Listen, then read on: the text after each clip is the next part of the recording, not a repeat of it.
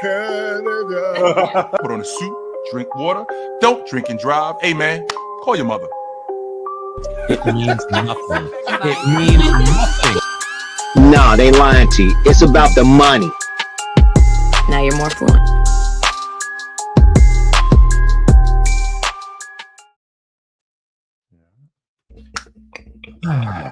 Oh, showtime. I'm sorry. My fault. Get focused. I'm out of it. Where you at, Tom? What's going on, brother? What's the problem? I'm confused. Mashugana is the word we're looking for. Is it Mashugana? That's the word from Stuart Scott, the late Stuart Scott. The Mashugana word. Yes, I got all Mashugana. Like you're all over the place and you're trying to do this and you're trying to do that. Next thing you know, I always said just disheveled, but Mashugana. I'll check because I am an honorary Jew through my the Jewish Community Center. The parents there told me, so I will check with them if that's the correct term because I don't want to use the wrong one. But like, while you were off doing work for us and getting the right connections and people and enjoying the weather, I quite literally have a snow bank that is 10 feet high on either side of my driveway that my kids are loving. It's not that high, Tone. No way. Hold on a second. Wootage, the show Sunday stopped out of nowhere? What do you mean it stopped out of nowhere? Please explain. But anyways, 10 feet of snow on either side. And I don't know what to do. And Jay, you froze. Oh, wait. I'm now you're back. good. Oh, good. You just stopped. You just stopped for a second. You just weren't moving. I'm good. And so let me try to get in order my life. And you tell me about what is this? What is this? My son is growing a low taper fade like all the kids that I see the fade. I see the fade. It's clean. I like it, nephew. I do like it. You got to show the fade. You got to show the fade. Yes. Hey, nephew. Hey, nephew. Really quickly, who cuts your hair? Hold on. Let me. He can't hear you until I do this. There you go. Nephew. Hey, nephew. Who cuts your hair? Who cuts your hair? His name is Sador. Yeah. At Ultimate Fades. Nice. That's clean right there. I like it. I do. I like that. That's a clean fade right there. Look at Jay's. Jay does it himself. He does it himself. Yeah. You got to learn because Ultimate Fades is getting expensive. But now here's the thing, nephew. This what you got to remember. Remember this. So my barber, he had been cutting my hair since I was younger than you, and he passed away. And I didn't trust anybody else to do it except him. So when he passed away, I had to learn how to cut my own hair because he'd been cutting my hair since I was younger than you. So that was me.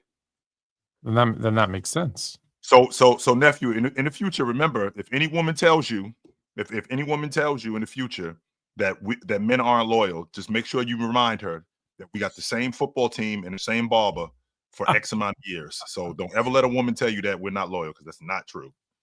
There you go. You got that? That's the lesson of the day. Mm-hmm. Do you have any questions for us before we continue with our show? Mm-hmm. Are you good? Yeah. So we can continue? Mm-hmm. I appreciate that. When I'm listening. Oh, maybe you want to tell Jay the news. Who's going to be our guest here in a couple of weeks? Got speaking to the mic and tell him. We got Mac McClung.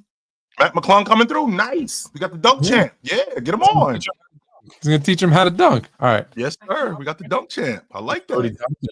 In our sir. He can dunk our 8-foot rim here in the basement. Which actually still kind of impressive. Yeah, Matt McClung. Yeah, so that should be fun. Since he saved the dunk off. We're going to talk a lot about the All-Star game, obviously. But sorry. So you were there. You were in San Francisco. So I saw the only thing I saw was you said what's up to our good friend Trista. I did. Who owes us an appearance on the show. And I saw you schooling some people. I still see you got that fadeaway, that little post up fade. Tone, I was out there just chilling, nice. man. I was. It was like, I was scared you're going to hurt yourself on that up and under move on Ox. But the fadeaway was clean. And then I saw the one there, that kid must have been chirping at you because I saw you bury your forehead into his forehead and be like, let's go. Uh-huh. Was not PC crew. That was just was there. I want to start by saying, Tone, I had to duck my head away from the mirror on the side of the bus because I almost cracked my head open. Is that because I saw you do that? So trying to take Ox to the basket. I had to duck my head away from the mirror. That's one. And I just was hanging. You know, I thought the All-Star Weekend, because All-Star Weekend is a zoo. It is, Tone. It's nuts out there.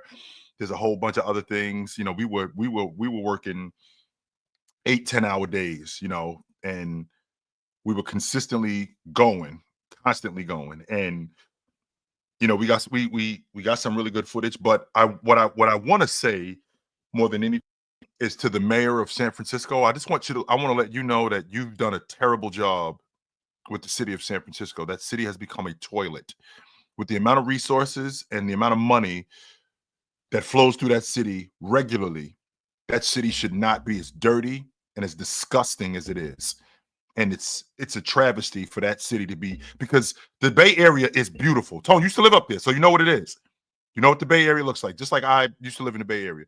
But the city of San Francisco is a toilet, and it should not be. And that's to the mayor of San Francisco. You are doing a terrible job. You need to clean that city up. That is unacceptable. What's going on out there? Completely unacceptable. But I don't want to just let that pass because I don't know when you lived there. Sure. From 98 to 2002, I was there. Okay, so I was there from 09 to 2011, and it was still beautiful. Like any big city, it had its big city issues. But I purposely moved so I was in Northern California. So I started in Southern California, Arizona, Colorado, and then my last stop was in Northern California. And I started in I started pretty far out. I started kind of, I don't even know, Walnut Creek is probably the people will know. Walnut Creek is on the other side of the bay, like on the Oakland side, but outside of Oakland. Obviously, it's a very nice kind of suburb. And I was like, and I myself going into San Francisco all the time. So I said, forget this, and I got a beautiful. And this is not a braggy thing. This is just I've got lucky. I found a beautiful, one of those exposed brick condos with the second floor that had the bedroom and stuff upstairs that you can overlook. So it's beautiful in the financial district. And it was. Let me tell you, walking at night, going out, never an issue. I left there in 2011 or 2012, actually, maybe. I think, actually, it was 2012. Hey, either way, moved back to Toronto. Went back last year, around this time, actually March of last year, and I was appalled at what I saw. Night and day, Tone? The best area where I lived was a dump. The malls, half of the places were shut down and boarded up. You know, graffiti, homelessness. And I get those are issues all over the place, but I mean, I've never seen a place turn. And here's the kicker of it. I know that they can do better. And why I know they can do better is because I used to feel that Detroit was, and I'm beating this drum again, that Detroit needed a lot of work. And as you know, I was in Detroit to see those Piston game back to back, and we spent some time in Detroit. And the people of Detroit, they have done such an amazing job, such an amazing job in Detroit, where now the downtown core is beautiful. It's look, again, big city. It's going to have its crime, but I mean, significantly safer, cleaner, nicer. Like it's night and day. So they were able to do it in Detroit. There's no reason. Unless you're scared to do what needs to be done, and that's part of the problem, to clean it up, because it's a beautiful city in a beautiful part of the country, and it's sad that it is. It when you guys invite, I was on the list to come to All-Star Weekend with Player's Choice, and I'm like, I would go, but I don't know that I want to take my family, and that's what stopped me. There's a bunch of stuff, but had I felt better about it, they would have loved you. Obviously, he's a Golden State fan. That's his. I showed you where my brother was. My brother was right there courtside the whole weekend. I probably could have got him 5 minutes with his hero Steph Curry. Like there was a lot of reasons to go, and I just didn't want to do it. So I actually enjoyed myself outside of what was going on in San Francisco, but I mean the festivities, Tone. We had the NBA experience right downtown. I got an opportunity to talk to Janae from ESPN. Oh, yeah. She's awesome.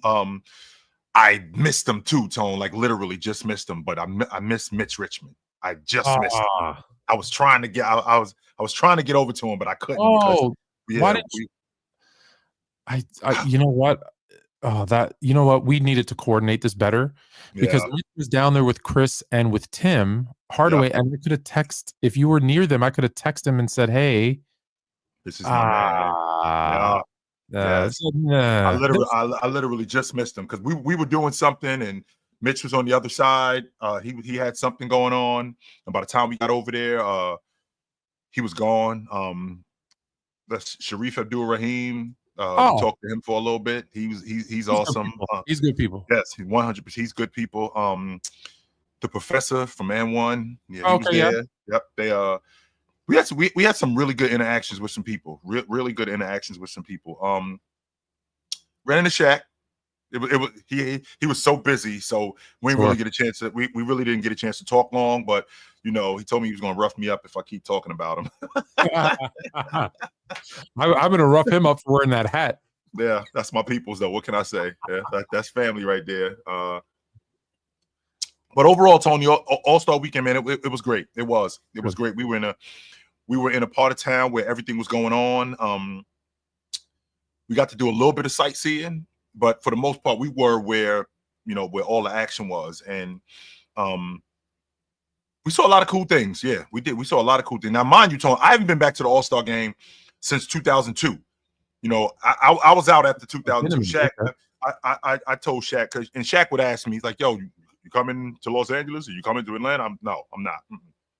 I'm good on the All-Star game, but you should go next. Was a good experience. I think Fluent and Chill should go next year. That would be dope, Tony, if we could do it next year. Because it's in LA. In Los Angeles, yep. Where as you know, where I used to live. And obviously as a Laker fan, we all know a lot of people there. So there's a lot of stuff we can do. I think that might be the one that that we can't say no to. I'm trying to find. There we go. I finally found it. So that might be the one that we need to go to. And the festivities, and I know we're going to get to this, but the festivities were a little underwhelming, to say the least. A lot of the stuff that was going on. I mean, Chris Paul and Wemby. Just so you know, that was coordinated, by the way. Can we talk about that? Can we talk about that? 100%. Because I am so torn. Because on one side, I'm like, that is a despicable act. Yes. Of nonsense, and I can't believe that he would influence a young player like Wemby into doing that. And then the other side of me, which is always been I know, I don't care if it's Monopoly, the NBA, I know. I'll use Monopoly as an example. I know every single rule off by heart, which is why I've never lost a game of Monopoly. And I use every single rule to my advantage to make sure that, I'll know. Bill Belichick cheated, but Bill Belichick knows every single rule of football, and there were times when he used every single rule to get an advantage. He knows how to bend the rules. He 100% knows how to bend the rules. I'm not suggesting bending. I'm saying use the letter of the rules exactly the way that, there's certain things where it's about, getting the last sub in, or he would have all his offensive linemen become eligible receivers to change. He would do stuff, forget the illegal stuff for a second. He would do legal stuff that would just throw people off. Right. So that's why the other side of me is well, by rule, what they did is allowed. Yes, it is. So it's also brilliant And so do I blame the flopper or the person calling the flop? And you know how I feel about that. I Right. blame the person calling the flop. So as much as I think it was disgusting, Yeah. it was the rule. Now remember this too, Tone. You don't go to jail for what you did. You go to jail for what you previously did. So if you think about what Chris Paul had going on, did he coordinate this whole thing? There's a part of me that's like, yeah. Of course he did. Of course he did. 100%. There's a part of me that's like, yes, he did. But you know, Wemby could have had something to do with this too. For as far as I know, Wemby. But the I don't fact think that Wemby. I don't think Wemby, as a second-year player, yeah, would say, "Hey, let me destroy the integrity of this competition." I'm sorry. CP3, on the other hand, who's a bona fide jerk, and I don't blame him for that because so am I. I could 100%. wait a minute though, Tone. But you just told me you have to advocate for the rules. Now I'm doing what's within the rules. Wemby seems like a smart guy, so with him and Chris Paul talking about strategy, Wemby probably knew the rules. And hey, listen, we could do this, and we're not going to get in trouble for it because it's part of the rules. Wemby could have had something to do with that and coordinating that. 100% I he could have done that. see more. If I was a betting man, I would bet my money that CP3 said, "Hey, if we just throw all the balls out really quick because it's about time, right? We could skip past the shoot and watch it, miss it, and he was like, "Oh yeah, that's true. We should do that." Like I could see him playing along. I don't think he's saying, "Hey CP, let's do this." I can't see. I'm sorry. I'm trying to figure out whose idea it was, but I do think that he has something to do with it. And I remember watching the skills competition over the weekend, Tone, and it was underwhelming to the point where I'm thinking to myself, these dudes are so cool and they so worried about being shown up, or instead of recognizing that it's called the skills Tone? Challenge, which is a competition. So that's the idea, to compete in it. So but the first part of it is the skills challenge. Skills. And one of the skills is shooting the ball into the hoop. We might have a problem. So you skipped an entire skill, although it is timed. Mm-hmm. That's where the rule should be. An attempt to shoot the ball must be made. That's all. Just a little caveat 100%. at the bottom. That's part of it, though. Now, I will say this, Tone. It did have me with a little bit of nostalgia watching Chris Paul and Wemby, watching the other guys in the skills challenge. And I'm thinking to myself, because I'm not that, get off my lawn guy. No, I'm not. I'm not that guy. However, I am watching it and thinking to myself, what would Magic look like in the skills competition? What would Stockton or Mark Price or Gary Payton? What would these guys look like? What would Penny Hardaway look like in the skills competition? How great would Jason Kidd? Because Jason Kidd 100% would get in the skills competition. Oh, 100% he would get in it. I think Jason Kidd, because they should have Jason Kidd. I think he can still do it. Yes, today he probably can still do it. There's plenty of guys that I'm watching and I'm thinking to myself, man, I wish they would have had stuff like this back in the 80s and the 90s, because these guys would have loved to do this. I think it would have been big time, strictly off the strength that like Jason Kidd would have wanted to beat Stockton in it, right? Gary Payton would have wanted to beat Mark Price. 100% he would have wanted to beat Mark Price. So I thought it was a little, I did think it was a little bit underwhelming from the Chris Paul standpoint, but I like this. I like the events. Now, I will say this, Tone. My boy Darius Garland let me down. I thought that I had Darius Garland winning the 3-point contest. And I think in the first round he had like 22 or something like that. I thought he was going to win it, and everybody was talking about Dame this, Dame that, which I understand it. I mean, we talking about, I think he's the 2-time defending champ, something like that, but I thought Darius Garland was going to win it. It was the money ball rack that screwed him up more than anything. Well, your boy. Oh boy. Your boy. He hates me. His brother hates me. But your boy. Cancel All-Star Weekend and let's just give everybody a break since we're so miserable around this time. Well, cool. I agree. No, we're not canceling the All-Star. No, we're not canceling All-Star Weekend. What are you talking about, KD? No, we're not. Why? No. He's right. Well, number one, not everybody's miserable. I love the All-Star game. I don't like the fact that you guys have let it turn into to something else, but I still recognize an All-Star being an All-Star. I Wait. You still like the All-Star game or you like the All-Star weekend and festivities? I think it all ties in. Tone, the All-Star weekend started in 1984 and it was for the fans. That's what it was for. So since 1984, What are we doing for the fans? okay, so just being out this weekend, how close these guys are able to get to how close the fans are able to get to these guys and see these guys. It's the ultimate fan experience where you see guys at the All-Star game, when you see guys at I think it was NBA City that we went to, like Media Day and all of that stuff. These guys are out, they're out and about in the city, all around. They're not hard to find. It's not a big deal to bump into Jason Tatum. It's not at all. And I mean that's part of the experience Did of you bump All-Star into Weekend. Jason Tatum? I did not bump into Jason Tatum. However, I did bump into Cade Cunningham though. Yes, I did. Mhm. Oh, how's he doing? Yeah, good. And he's a bit of 6'7" too, Tone, by the way. Yes, he Oh is. yeah, I like I said, Mhm. the Yes, he the is. Pistons I know well, so that's Mhm. Yes, he that is. I know. So with that being said, right? With that being said, the idea of everybody being miserable, no, everybody isn't miserable, and I don't want to cancel it. I will say this though, Tone, because I know which way he was going with this. I do. Okay, I know exactly which way he was going with this. Like guys like Charles and Kenny and how they talk yeah, about they're poo-pooing it. Absolutely. right. And that doesn't help the game. That doesn't, because that wasn't going on years ago. When you guys were coming up, the older guys weren't. So Oscar Robertson and Bill Russell and Chamberlain and those, they weren't talking about you like that.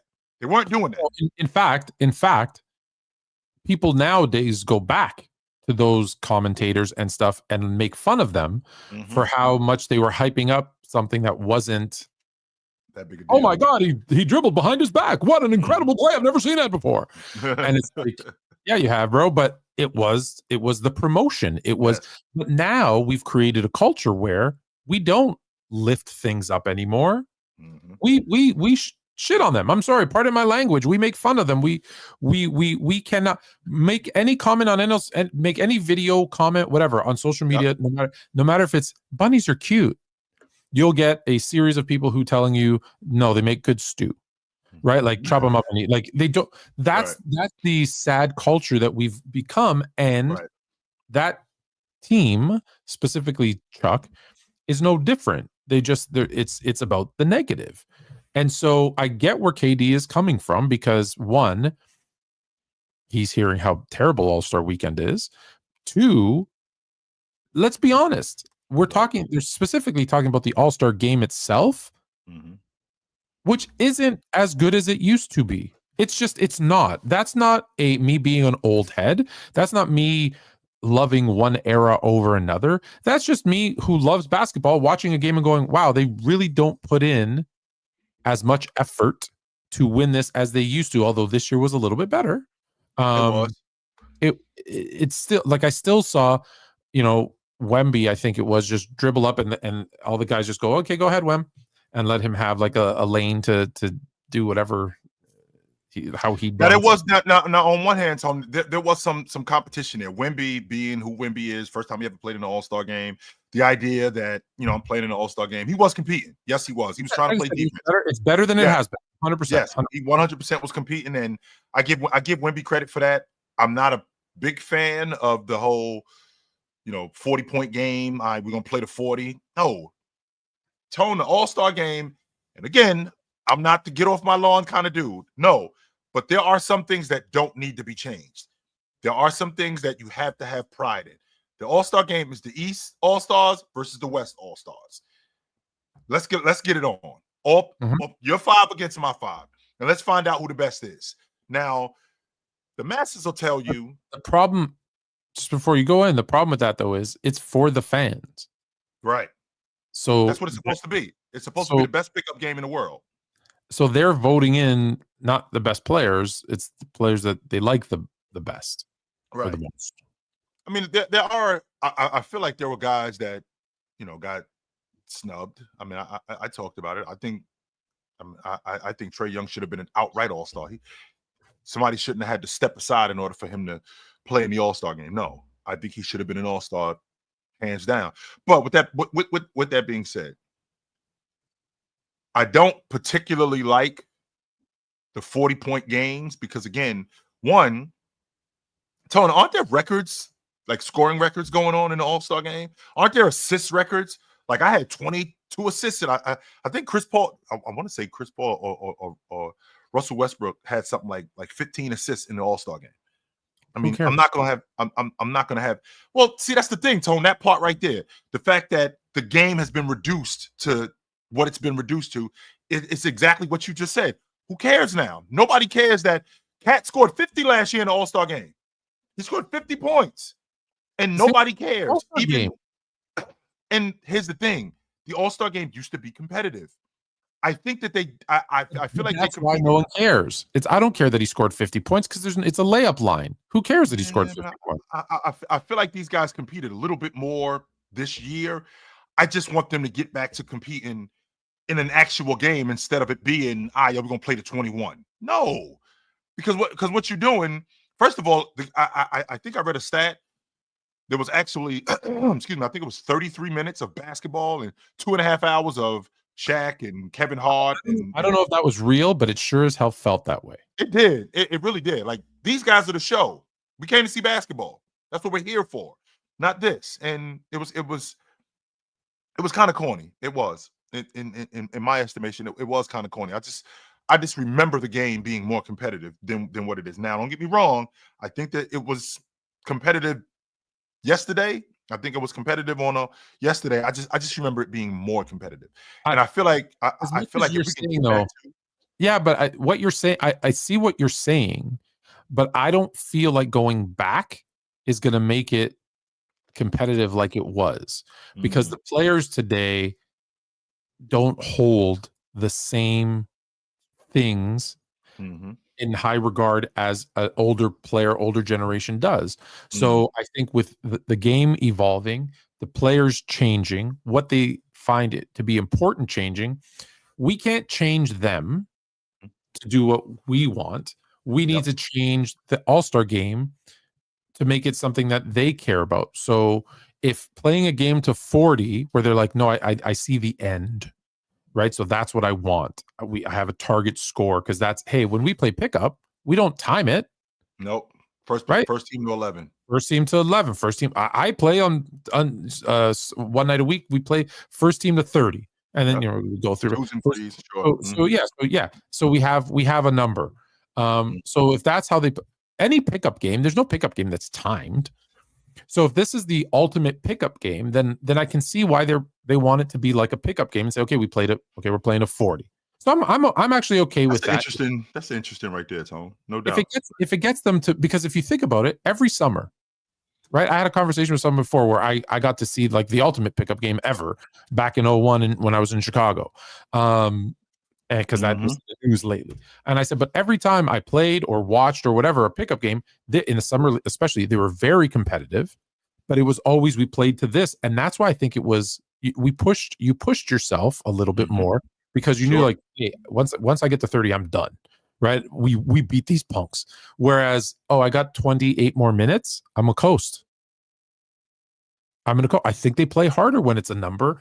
And as the score gets closer to the end too, I think they play a little bit harder too, because that's just human nature. Like you see in the All-Star game, if you remember, even in the bad ones, that was 275 to 262. The last minute was actually still, this is actually good basketball. The last minute, right? So when you're playing a game to 30, I think maybe change it from 40 to 30, because I think that actually makes it more the shorter game. I know it's so anti-tradition, but okay. So if we're doing that, because we can run up 30 really quickly, that's basically a quarter. That's essentially what that is in the NBA. You can score 30 in a quarter, but we can get one guy going in a quarter too. But that's why you do a tournament. So if we're gonna do that, then if we're gonna do that, we got to take out. We have to take out a lot of the festivities during the game. So like the comedians and all the yapping, like let's get to basketball. That way we can have more, right? I feel like we can have more of the game and less of the sideshow. That's one. Two, if we're gonna do that, yeah, get rid of a lot of that. I feel like we can get rid of the sideshow. And two, if we're gonna have that, we also have to have it being more action, because like those guys were sitting around a lot, and when you're sitting around a lot, you're like we don't get to get right back to the game. And if I'm sitting over there for half an hour, I'm sitting over there for 20 minutes, you know, I mean, I feel like I feel like I don't get to get back to it. So listen, I'm with you in the sense, would I love to go back and watch East versus West and see them play, 48 good minutes of basketball, and heck, the winner gets, someone said in the chat too, the winner gets home court, that conference gets home court. Sure, I'd love it. For the last 20 years or 10 years, the players have said we're not doing it. We don't care. So if you don't care, then doing what we want. Right. Well, here's the question, Tom. What do the fans want? I think the fans want a ball game. I think that's what they came for. Fans want that, but yes, the players have shown they don't care what the fans want. And that's the downside, which goes back to what KD was talking about, where he's like, well, let's just cancel this. No, we're not doing that, KD. We have to come to us. We have to come to that's the mentality. That's the mentality. Oh, you don't like what we're doing? Then don't do it at all. Then we won't do it at all. No, that's not the way that works. You don't like it, so we'll just quit. You don't like what I'm doing? I'm gonna take my ball and go home. No, that's not the way that works. No, man, we won't just quit. Okay, let's figure out something else. And I feel like the All-Star game, I do understand that a lot of these guys are making so much money that what a great point. What a great point.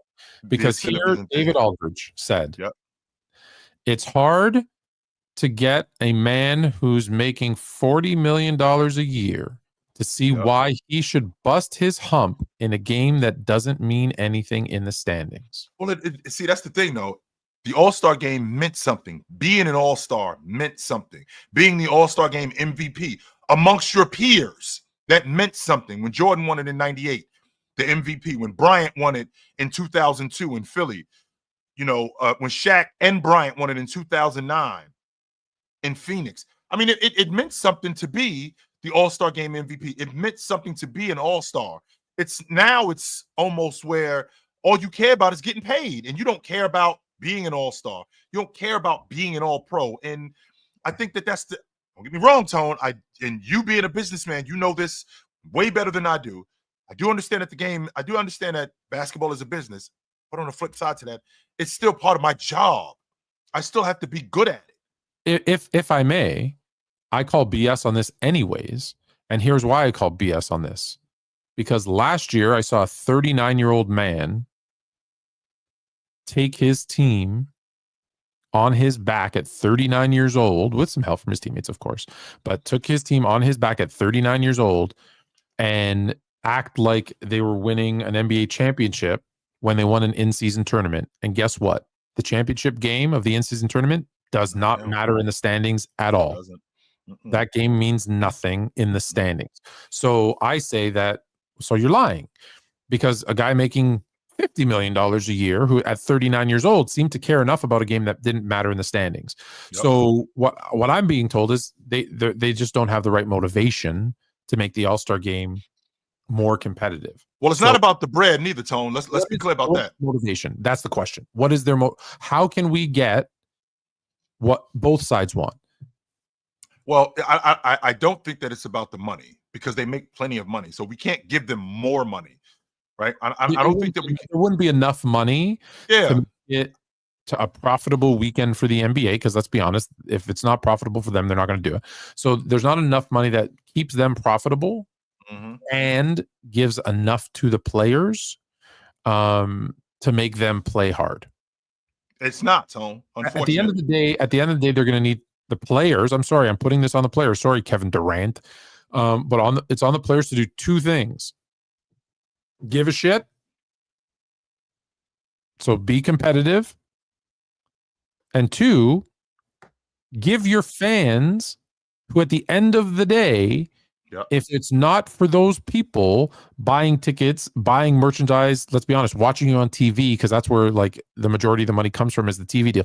If it's not for those fans who are buying merch, going to games, and watching you on TV, there's no money to give you $50 million a year.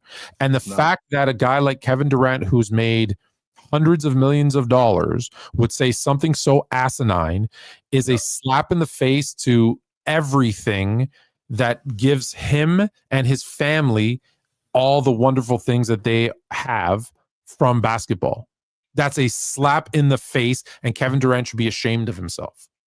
Because I just don't want to get rid of it, Tone. I mean, I think that that's ridiculous to just go, yo, y'all hate it anyway, so let's just get rid of it. Okay, so if that's the case, let's get rid of the playoffs, because, not many people watched the playoffs last year. Get rid of the regular season. Yeah, how about we do so? Not many people watch. Not many people watch the regular season. So let's just get rid of it, right? Let's just get rid of the regular season. Because everyone says it's just a 3-point shooting contest right now, anyways, and it's bad basketball and ratings are down. So let's just get rid of the whole entire NBA. Yep, let's just do that. What do you think Kevin Durant's going to do if he didn't have basketball? It would be really difficult, considering I just seen him in an interview, and he was basically in tears talking about the game. So if you care about the game that much, right? If you care about the game that much, why would you want to get rid of any of it? Right? Why would you want to do that? And to Taco and Ranch, if you let's just say, for the sake of argument, let's blame James for all of this, right? Let's say LeBron James, this is all his fault. He's the reason why the league is soft. He's the reason why guys don't want to compete. He's the reason why guys don't want to play anymore. Let's just say, for the sake of argument, that that's the case, and let's get rid of James. Then what happens? To ask you the question, Taco, what happens if all of that happens? We're gonna blame LeBron. This whole thing is your fault. You're the reason why guys are soft. You're the reason why the league is what it is. You are the face of the league. You won't compete. You won't do anything. So because you won't do this, and James goes, you know what? Okay, fine. I'm just gonna leave. Will the league become much better? And how much better would the league become if that's the case, in your estimation, Taco? Well, that argument is he changed their mentality, and so now it's too late, because although let's be fair to the LeBron haters, what he did was wrong. He knew he wasn't going to play. He knew he wasn't playing. He should have. He should have bowed out and let Domantas Sabonis or who else am I thinking? Let's see, Sabonis, Norman Powell, Powell. There's a bunch of different guys, yeah, who should have been all-stars, but because of whatever reason. Sure. Can I go back to who should be all-stars, by the way, for a second? Yes. You know how the fans vote the starting five, and then the coaches pick the seven reserves? Is it seven reserves? Mm-hmm. I think they should flip it. You think that the coaches in the media should pick the starting five, and the fans starters, because they'll put hopefully they'll pick the best five. Like give them a mandate that you need to pick the best five, like a lineup, the best starting five for an all-star game, right? Here's the five, and then the fans, and everyone's like, well, but then the fans get more. The fans get to pick 7 or 8, whatever it is. But there's 12 players, I think. So the fans will actually get more. I didn't do that. Did you do that? I didn't do that. What happened? You didn't do that? That was there's ghosts in the machine. What happened? 7, they get to pick 7. So now now the fans get to pick more of the players that they want to see. Because then I think I just I think that, I don't know why, I just feel like that small thing, but I think that helps. Yeah. I feel like if we allowed the fans, because again, I can't reiterate this enough. This is what All-Star Weekend is about: the fans, and the fans only. That's what this is about. Being an All-Star game is about being an All-Star. It's about the fans. All-Star Weekend is about the fans. The skills competition, the dunk contest, the 3-point contest, the All-Star game, all of that, the entire weekend, which was comprised in 1984 up until today, over 40 years ago. It's about the fans. So the fans should have the input that's necessary. What you're not going to tell me, right? What you're not going to tell me is, now we don't think that you should. We don't think that you should have that much input. Well, wait a minute. This isn't about you. This is about the fans. if the fans want to see Penny Hardaway in the All-Star game, if the fans want to see Magic Johnson, who hasn't played all year, who ended up being great in the All-Star game, that's who they should see. But that's the thing, is it used to be the fans had 100% of the vote of the starting five. And I think now it's down to 50%. Players get 50%, media gets 50%. Or 25, sorry. 50, 25, 25, because 50, 50, Correct. 50 would make sense. 50, 50, 25, 25. So what I'm saying is let the media and the players and whatever vote the starting five, and let the fans 100% pick the 7 other people that they want to see. Because then I don't care that a group of guys got together and put Jaja Pachulia in the All-Star game because he's a reserve. So I don't care. I want to see. This is who you guys want to see. Look, if they do something janky like that, I don't care because he's one reserved, one guy, because they can't put a bunch in. So they put one guy in. Big deal.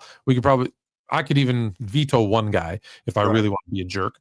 When I think about the All-Star game and the magnitude of the All-Star game, Tone, I feel like it means something to be that, right? And if you have one-time All-Star, to your point, I don't know, Isaiah Hartenstein, like he's gonna come to the All-Star game and be for real about it. He's not gonna come to the All-Star game like, yo, I've been here for I've been here 8 times already. No, he's gonna come here and he's gonna, especially if the fans voted him. If the fans voted Isaiah Hartenstein as an All-Star, he's going to come to the All-Star game and be serious about being an All-Star. So I don't think that what happened over the weekend, I don't think that what happened over the weekend negates what the All-Star game is, because I don't think it was bad. I don't think it was terrible. I don't think it was terrible. But like I said, I think everyone's calling for this to go back to the East-West and play. I do want to see that though, Tone. I do. I do want to see it too. I'm just telling you, if it happens, we're not going to be happy with the outcome. That's all I'm saying is we're not. So unless you can think of a way to make them compete in that game, I'd love to hear it. But that's my only concern. And Adam Jones, it doesn't matter if it's USA versus the world, East versus West.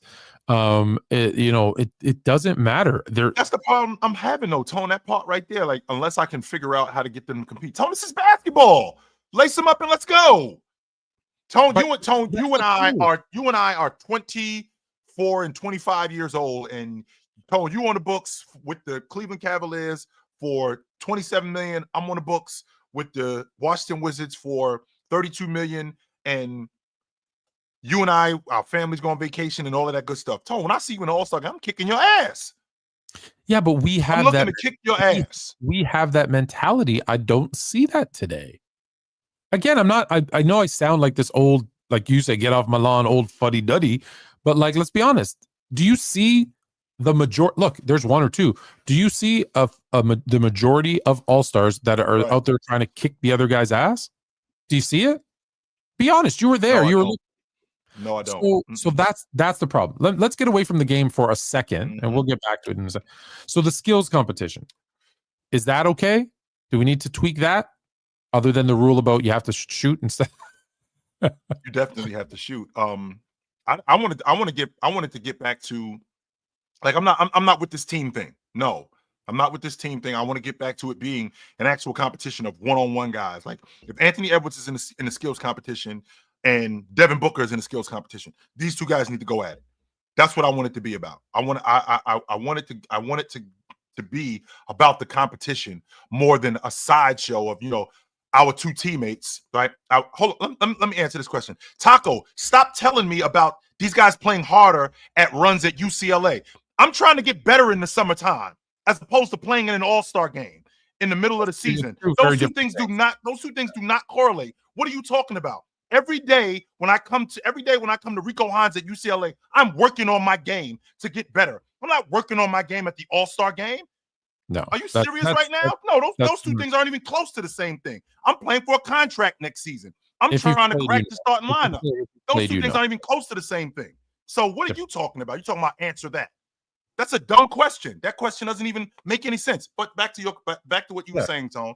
So what I'm saying is I want it to be an actual competition. And the reason why I want it to be a competition is because I feel like it means something to be able to give him a title.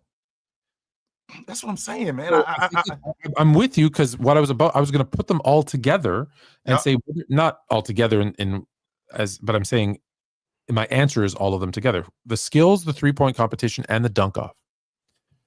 One, you got to get the best 3-point shooters, the best dunkers, and the most. Can we do that, please? You got to get. Can we do that? You know what? It has to be mandatory. I'm sorry. If you can mandate them to go to media day or they get fined, then I think they have to do the same things with the skill competition, the dunk off, and the 3-point contest. Sorry, because with all due respect to Mac McClung, who's going to be on the show soon, I want to see him. Even if it is him, I want to see him competing against Ja and Ant and back in the day LeBron. The fact that LeBron's never done one is actually sad. I want to see those guys there. And here's the thing: if the guy who wins the skills competition is crowned, I don't care. Give him a heavyweight belt that they can walk around with, right? That says the most skilled player in the NBA. The greatest 3-point shooter in the NBA, the best dunker in the NBA. No, you don't have this. I got that title. You want it? Come and get it from me. Create some of that. That's where I'm going with the one-on-one thing, Tone. Like they talked about bringing in a one-on-one competition at the All-Star game, and the word is you get guys like Jordan Clarkson and I don't know. What's the kid's name that plays for Washington that was in Jordan Poole? You get guys like that. You get guys like that in a one-on-one competition. However, with those guys being in it, it would create exactly what you just said. I'm the best one-on-one player in the game. You ain't want to get in it. You know why you ain't want to get in it? Because you scared. You scared I'll bust your ass. That's why you didn't want to get in it. You scared I'll kick your ass. No, you won't kick my ass. Oh, your team ain't in the playoffs. Well, I'll tell you what. How about you and me, All-Star Weekend, you and me, we go at it. Ones, you and me. You and me, let's get it on. Now, I'm not a huge one-on-one guy, but I am a one-on-one guy. Let's be clear about that. I'm not a huge one-on-one guy, but I am a one-on-one guy. Do you think, just let me ask you a question before you move on. Do you think the players would do that knowing that I believe, so this is just my belief, but knowing that a lot of the players don't enter the skills challenge, the dunk off, the 3-point competition. A lot of them don't enter it because they're scared of what will be said about them or the memes that will be created if they were to go and lose or not have a good showing. Like what if? Like, how do you know that? Not how do you know, but like, are you afraid of that happening? No, I'm not, Tone. And here's why: because everything starts small, right? I feel like everything starts small. It starts with this guy, and it goes from this guy to this guy, and then next thing you know, I mean, Sam Walton started Walmart. Sam Walton started Walmart by getting in a competition with a friend of his, with a competitor of his. He found out because he was selling T-shirts. He found out through his competitor who his competitor's distributor was. He went to his competitor's distributor and bought all the T-shirts. So now that dude's out of business. That's how we start. That's how we get this thing started. It starts small and then it turns into something big. So you start the one-on-one competition with maybe Jordan Poole and Jordan Clarkson, or one of the lower level. I'm not even going to go as far as to say Kyrie Irving. Well, if he walks in, he's not ducking any smoke, then call him out on it. Irv is 100% in. Because he's a one-on-one guy. 100% Irv is 100%. Okay. And the thing about Irv, which I'm very well aware, if Irv were to get in it and win it, to your point, Tone, get the belt. Here it is right here. I'm the best one-on-one player in the game. You don't think I am? Come. If you don't think that I am, come get it. Now, there are some people who will go, yo, that All-Star thing, we all know that blank is the best one-on-one player again. No, we don't. No, we don't know that. No, we don't know that. No, what we do know is I would put, listen, these guys are counting week player of the week in accolades. I would put that 2024 best three-point shooter in the NBA, best dunker in the NBA, best one-on-one player in the NBA. Because listen, not to pick on your boy, but he did come out and say, "Oh, I don't do ones. Why are we talking about ones? We play 5-on-5." Meanwhile, I've seen him playing ones against AD, against Michael Beasley. I thought he didn't play ones. James is first and foremost, Tone. Tone, how many times have you told me or shown me? I mean, I'm a James guy. Anybody knows me knows that I'm a James guy. But I mean, I don't take everything that he says to heart. No, James, one of the best one-on-one players in NBA history. 100% he is. Give me a break. He's one of the best one-on-one players in the game. He's at an age now where it doesn't make sense to do it because of off the strength that. Okay, then just say I'm of the age that I'm not doing that anymore. I'm too old for this, right? Yeah. Kind of like the dunk contest. I'm too old for that.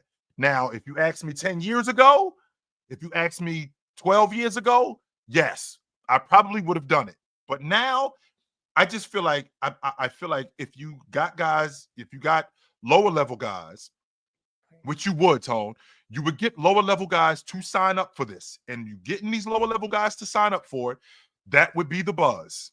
The buzz would be to get these lower level guys to sign up. Once they signed up, and we had guys like Colin Sexton winning the one-on-one competition, or Jordan Poole winning the one-on-one competition, and actually having the belt. I am the one-on-one champ, just like I'm the dunk champ.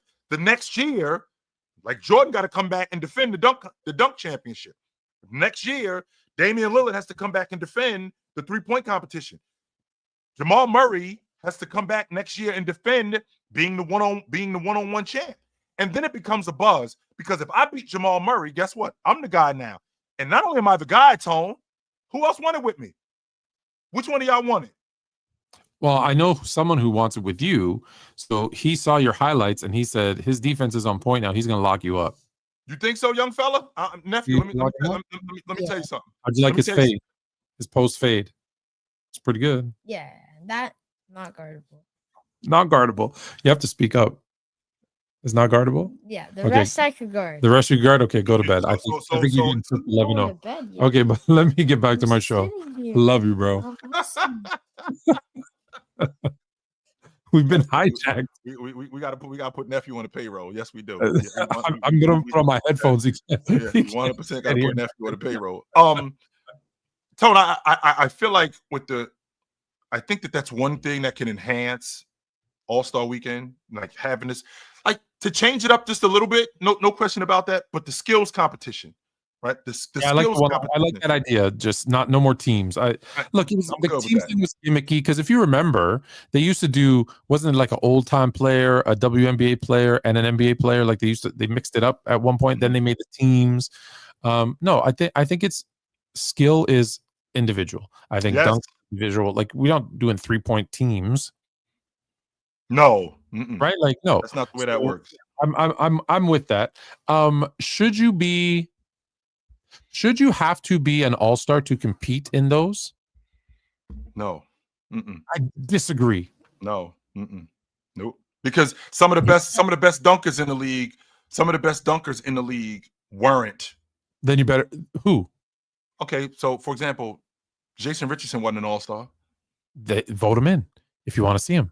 I mean, Zion said he would have got in it if he would have got voted in, but Zion is another one who I'm like being a dunk champ. Let's be honest. You don't get voted into the All-Star game. You play an 82-game season. You're tired. You're this. You're that. Your kids miss you. Your wife misses you. All right, let's go to the beach. Cool. I'm going on vacation too. Oh, dude. Just think about it. Now, here's the thing, Tom. He's gonna force you left. Is that what's going on? I'm seeing out of the corner of my eye. Forcing me left is not a good strategy. Don't do that. I'm really good with my weekend. I was really good with my weekend when I was a player. Yeah. Oh, just Friday night I hit a game winner with my left. So yeah, I could. I still got it a little bit too. Yes. I was surprised. You know when you do it and you're like, oh, it went in. No, I could use my left hand. No doubt about that. But Tone, to your point, when you're talking about you shouldn't be an all-star. I mean, you have to be an all-star. Tone, some of the better skilled guys in the game, whether they're one-on-one guys, whether they're three-point shooters, aren't all-stars. And because they aren't all-stars, that doesn't mean that they can't compete at that level. Okay, No. okay. How about this? Why don't we let the fans, the players, the coaches, the media vote in for the 3-point contest and the dunk off? Since it's no, see, I want to. This is what I want to do, Tone. Because what I don't want to do is I don't want to force you to do it. Here's what I mean when I say I don't want to force you to do it. I don't want to make you do it more than you get nudged in a different way. So, like for example, what Kyrie Irving was talking about, I want there to be Kyrie Irving is signing up for the dunk. He's signing up to be for the one-on-one competition. I want you to. I don't care if it's 3 guys that sign up for it, and 3 guys sign up for it, and we go ones with these 3 guys, and it turns out that Jamal Murray is better than Kyrie Irving, but Ja Morant is better than Jamal Murray, and he ends up winning it. And you know who Ja Morant is as a personality. Ja Morant is like, y'all know what time it is with me. So now what that turns into is nobody wants to sign up. None of y'all don't want to sign up because none of y'all don't want it with me. That's why. And now being a competitor, that is a problem, though. Go ahead. Now being a competitor, go ahead. And now being a competitor, oh, he think I'm scared of him? Yeah, where the list at? I'll get in it. Absolutely. Oh, he thinks that I'm scared of him? You think that I'm scared of you? Where's the list? Give me that pen. Yes, let's run it. Now, there are some people, if we're being honest, Tone, there are some people who have camps where it doesn't make sense to do this, right? It just doesn't make sense because of the amount of money that you make, the things that you could lose as a player, which that's the stuff that burns me because in the end, if Luka loses to Jamal Murray in a 1v1, those Jordan Lucas might be coming off the shelf. See, this is what I'm talking about, right? Right. And why is that? Why? But this is part of you don't stop buying Luka jerseys when they lose in the playoffs. You don't stop, but don't you know great players lose because of their team and they win because of themselves. Unbelievable, man. That's incredible right there. So I don't know if this is for you or for me, but mine's just genetics. I don't know. Mine is too. My uncle is my uncle. That's my mother's brother. He's 70. He's 72. He's got a full head of hair. So I mean, my pops is your age. He's 85, 86, 87, wow. 97, something like that. He's somewhere. Yeah. He always tells people he's older. He does what I do. He adds 10 years, so people tell me he looks good and a full head of hair. So I knew that I knew that 10 years ago. I knew that I wasn't.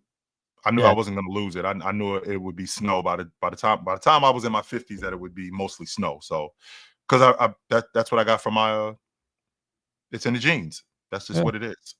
So let me ask you a question because I had another idea, and it's really out there, and I get that it's out there. If let's say we go back to the East-West, and we play, and the game sucks again. And the game sucks again. Yep. Would you be opposed to having like, hey, these people are voted all-stars and they get like the ceremony and they get the credit and the accolade for it. But instead of having an all-star game, the main, I would still go with the skills challenge, the 3-point, the dunk off, the one-on-one, whatever. But the highlight game on Sunday night is the in-season tournament championship. And hear me out, because there's another part to this, because I think the in-season tournament, it worked in the first season, a little bit less in season 2, but my biggest complaint, as you'll recall, is I think the teams peak too early because they do try hard in the in-season tournament, and then there's that drop-off, right? What if we extended it, so made it longer? So instead of you play this game, it's like every weekend or every other weekend, the games on Saturday and Sundays are the in-season tournament games. And then the championship game was on All-Star weekend? On All-Star weekend with the championship game. I mean, if the All-Star game doesn't work, like if you go back and it's just like, we can't figure it out, they're not playing. Right. I mean, I feel like that's an idea, Tone. If I'm being honest with you, if we just extended it, and we extended the in-season tournament, where it was, because it couldn't be every weekend because that's not enough games. It would have to be like every. Yeah, that's what I said. Like every Yeah. other or once a It month. would have to be every other weekend. Now, some pushback you would get is, the All-Star break is exactly that. It's a break. So the fact that the championship game doesn't count, that doesn't really make sense to us. So if we're gonna do that, Tone, then that means that you got to make the All-Star game. I mean, you have to make the in-season tournament championship game count. You can't. So we now, if you're gonna extend it, that means that now we have to put this on the books. Because I feel like all the other games are on the books. But if we're gonna do that, I think we're gonna get a modeling gig. Okay, so go ahead. Sorry. I'm sorry. I'm trying to answer Tone's question here. ESPN, we're available. We got suits. Don't worry. I do have a suit. Actually, sorry, ESPN. I have a suit jacket with a hoodie because that's what they all wear is the suit jacket with the hoodie underneath. No, that still bugs me out. So, good night, my love. Hi, dear. How are you? You would have to make the in-season tournament championship game count. Like, why? This has to now. Well, here's the thing, Tony. If we're going to extend this, well, here's the thing: the All-Star game doesn't, and we're replacing the All-Star game. It hasn't been working. That's why it's dying. So we're trying something new. And now you're making these guys play longer. And don't forget, Tone. There's a banner in the Crypto.com arena. Yes, Tone. So the in-season tournament championship means something. So if Shut your damn mouth. I'm sorry, Tone. So if you're gonna extend this and you're gonna make this a bigger deal than what it is, and you want it to be on All-Star Weekend, then instead of taking it, even though I'm not a fan of getting rid of the All-Star game, but if we're gonna do that, if the All-Star game doesn't work, and if we're gonna do that instead, what we have to do is we have to put the in-season tournament championship game on the books. Fine, put it on the books. Put it on the books, and the two that play in it get to pick the last game of their season gets dropped off. I don't care, whatever. That part I don't hate. That part I don't hate. Mm-mm. All right. So in a nutshell, All-Star Weekend was okay. There's some room for improvement, but the game itself was a little bit better. We all want to see East-West play in an actual game, but it looks like the players want to do this kind of play to 30, play to 40, play to 50, which they want to have the ultimate pickup game, which is what it's supposed to be. That's what it's supposed to be. I looked forward to the All-Star game when I was a kid. I couldn't wait for the All-Star game on Sunday night. I couldn't. And I will say, and I don't do this very often because he's rarely ever correct, but I will say I kind of do agree with one thing that KD's at least implying is that it's okay to criticize. We had a conversation and we can criticize what's going on or give ideas for improvements. But at the end of the day, you can't sit and shit on the weekend every single day and then say, why isn't anybody watching it? Because people do look to you for your opinions and insight. I'm talking to the cast of, where Chuck and those guys. You do got to talk about the highlights because there were some good things, right? There were some good things. Yes, it was. I who knew that Castle, who I ran into, by the way. I ran into Stephon Castle at the NBA experience. That was dope. Tony, he's every bit of 6'6". There's nothing 6'3" or 6'4". He's a huge dude. Yeah. Yes. He is 6'6". He can get up. That is yes. Yes, sir. So good for him. He impressed me in the dunk off. I think we didn't even see any highlights of the other dudes. Yes. I did also see your your NBA 2K cover. Oh, that was so dope. They had this thing. Joked with JD that team's going 0-82. We're not winning, especially with me on the crew. We're not winning one game because he said you were gonna carry them. No, I'm not. We're not winning one game with me.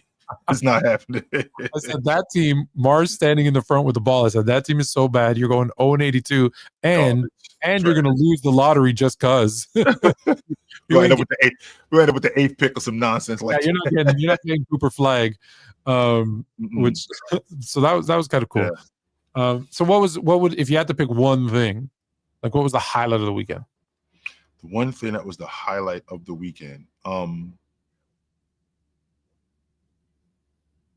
The performances, to be honest with you, Tone. It wasn't even the basketball because I don't think we saw enough basketball for me to say that there was one thing. I can't say that dunk contest. I can't say that the 3-point competition. No, I feel like the performances, the show, all of that other stuff. I don't think that it was. You guys were at everything though, yeah. We were, yeah, we were at a lot of the stuff. We didn't go to the All-Star game though. We did not do that. We weren't able to go to the All-Star game. So, but other than that, man, like I said, the NBA experience that was really dope. For me that was the highlight of the weekend for me. I really enjoyed going there. Yes, that was dope. Well, you know what time it is now. What time is it? It's time for NBA headlines. Uh-oh. And we're starting with, you know how I feel about this, but I'm going to say nothing. About what, Tom? Draymond Green says the Warriors are going to win a championship. He thinks he is not. Because eventually he said he thinks he has changed his stance, and he said the Warriors are going to win the NBA championship. I think the Jimmy Butler effect. I think all the heat goes to buckets, all of it. Tone, you and I had this conversation over the summer. You and I had this conversation before the season started, and I'm on record saying this. I didn't think that the Warriors were going to make the playoffs this year. I thought they were going to be a bad team. I didn't think that Steph Curry was going to be able to carry them deep into the season off the strength of how old he was, and that was working. That was actually going on. He wasn't able to do that. But now you add buckets to this roster. A lot of the other stuff that they have, a lot of the other stuff, they have it. I think, Tone, if I'm not mistaken, I think they got the second best bench production in the league. It's only I think Memphis is the only team that scores more points than them off the bench. They got a top 10 defense. They don't have a secondary scorer though. That's the problem. And now you add and now you add in Jimmy Butler. Yeah. You add in Jimmy Butler to this mix. What Draymond is essentially telling us is we got the missing piece in order for us to win the NBA championship. Not to make the playoffs, but to win the NBA championship. Draymond's been playing really good defense this season. His team's been really good defensively. They've actually been good on the glass. They get really good bench production. The difference is they only have one guy who's a bucket getter. That's Curry. Enter Jimmy Butler. So now you got two guys. I think it's a long shot, Tone. I don't think it's a shot. I think it's a long shot. I'd be surprised if they went deep into the playoffs. But I'm here for it. I am here for it because all the heat is now going to Jimmy Butler. If we don't win this, it's going to be because you couldn't deliver. Do you remember at the beginning of the season, Jakob Poeltl said, and I'm paraphrasing, the Raptors, we're not competing for a title this year anyways. He said that before the season started. He already knew it. And what did I say? I said, just don't say anything. Right. Because if you're a part of an NBA team, your goal should be to win an NBA championship. That's what you're trying to do. That's why you're playing the games. Okay, let's all bull BS aside. That's what you're trying to do. Yeah. So say nothing, or say I think we're winning, or we're gonna win. Mm-hmm. I'm okay with that as a team mentality. Say nothing, or think that you're gonna win. So as much as I kind of poke fun sometimes at the things that Draymond says, even if it's delusional, Tone, even if we, well, again, it goes back to what we talked about with the one-on-one. Like if Jordan Poole wins the one-on-one competition at All-Star Weekend, does anybody really think Jordan Poole is the best one-on-one player in the game? But the fact that he has it and he said it, like it's something that like we have to recognize. Draymond Green says, "Yo, we winning the NBA championship." Well, we've seen him do it not once, not twice, not 3 times. We've seen him do it 4 times. We've seen him do it 4 times, right? So with them doing it 4 times, yeah. So with them doing it 4 times, for him to say we're winning the NBA championship, is it ridiculous to think? Is it ridiculous for him to say that? I don't think it's ridiculous for him to say that. That's not ridiculous. That's not ridiculous to say that. Mm-hmm. NBA headlines. We're sticking with Draymond Green. Mm-hmm. Draymond says. Now I'm going to be completely opposite of what I just said. Draymond says he was offered the Warriors head coaching job after he retires. That means that he's not getting traded then. That means that he's going to be there for the duration of his career. He's not going anywhere. And that also means that Steve Kerr is on his way out. That's what that means. Steve Kerr is not going to be with the Golden State Warriors that much longer. If you telling me that Draymond has been offered the head coach job when Steve Kerr retires, does that mean, one, that Draymond is going to move kind of like an Avery Johnson role when Avery Johnson played with the Mavericks, and then he slid into the assistant coach role and sat behind Don Nelson for a couple of years, and then he was able to take over as the head coach? I mean, are we looking at that kind of something like that? Because again, he's played for Steve Kerr since 2014, 2015. So he's been with him for over 10 years, and to be an assistant coach underneath him, because I don't think that, if we're being honest, I don't think that Draymond is going to go from being a player to Steve Kerr just stepping aside and letting him coach. No, I don't think that's going to happen. You don't think like what's going to happen in San Antonio, where Chris Paul is playing there this year and he's coaching next year? No, I don't think that's going to happen. When I first saw this, I immediately thought, that's suspicious. That's weird. Because what makes anyone think Draymond Green would even be a capable coach? And it's not about knowledge of the game. It's about personality. You punched a teammate in the face. On camera, by the way. 2 years ago. It wasn't 10 years ago. It was 2 years ago. Right. On camera. Is there any player that has punched a teammate in the face that has been a head coach? Not that I know of. Not that I know of. I mean, it might have been under wraps. Now, remember too, Tone, it's not just the personality, because I feel like Draymond could be, I think he could be a player's coach. I do think that, but there's a lot more that goes into coaching.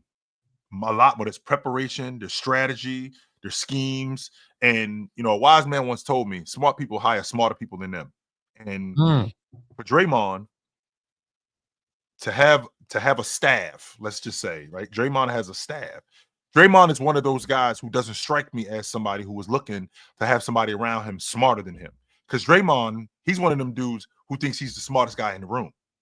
And if you ever are the smartest guy in the room, just a little piece of advice, you're in the wrong room. Yeah, so this is delusional. And also, why would they ever say that, hey, like, because it's not like he said they talked about me. He said, and I quote, he was offered the Warriors head coaching job. So you're telling me the GM or the owner of the Warriors said to you, to your face, by the way, you want me to believe that the owner said to you, when you retire, I would like to offer you the head coaching position. I want you to retire a Warrior. First of all, that's the first step, and then become our head coach. No. Not an assistant coach and learn and move up through the ranks. No. He didn't say any of that, like you said, like Avery Johnson. No. He said, you retire, head coach. Ain't no way, ain't no chance, ain't no how. We do not care. I'm not buying that, Tone. Next up, this is a good one. You don't know about this one. But this is one I wanted to ask you about because, I have a little, my passion for marketing. So, NBA headline. Bol isn't being talked about because he isn't as marketable as Wemby. Yes, he is. Because as a starter, he's putting up, with the exception of maybe points per game, he's putting up better numbers. 18, 14, 4 blocks as a starter. How many games has he started? That's first of all. It doesn't matter. He only started one game and he did that in one game. Why do you think that's all 0.0? Yeah, that's what I'm just if he only started one game, then that's one game. And on top of that, if he started one game, he should be, if he did that in the one game he started, he should be starting, period. I was told by a marketing person that works for the NBA, they're pushing Wemby because he's pretty, and they ain't talking about Bol because he ain't. Well, Charles Barkley wasn't exactly easy to look at, but Charles had a personality, and it's plenty of guys that have that kind of personality. I think Bol more than anything, I think it's his motor, because I often wonder why doesn't he play more? What's the problem with him? Because I see the skill set there. I remember him at the University of Oregon. I heard some things about him in NBA meetings before the draft that weren't very favorable for him. I did hear those things, but when he gets on the court for the limited time that he's on the court, he is productive. The question is can he keep that motor? Can he keep playing? And I don't think so. I think that's the problem with him. I think that he's one of those guys that he'll give you this right here, and then tomorrow he'll give you a little bit more of this, and then I won't see any more of it, and then that's it. But then I'll get back to it, so I don't know.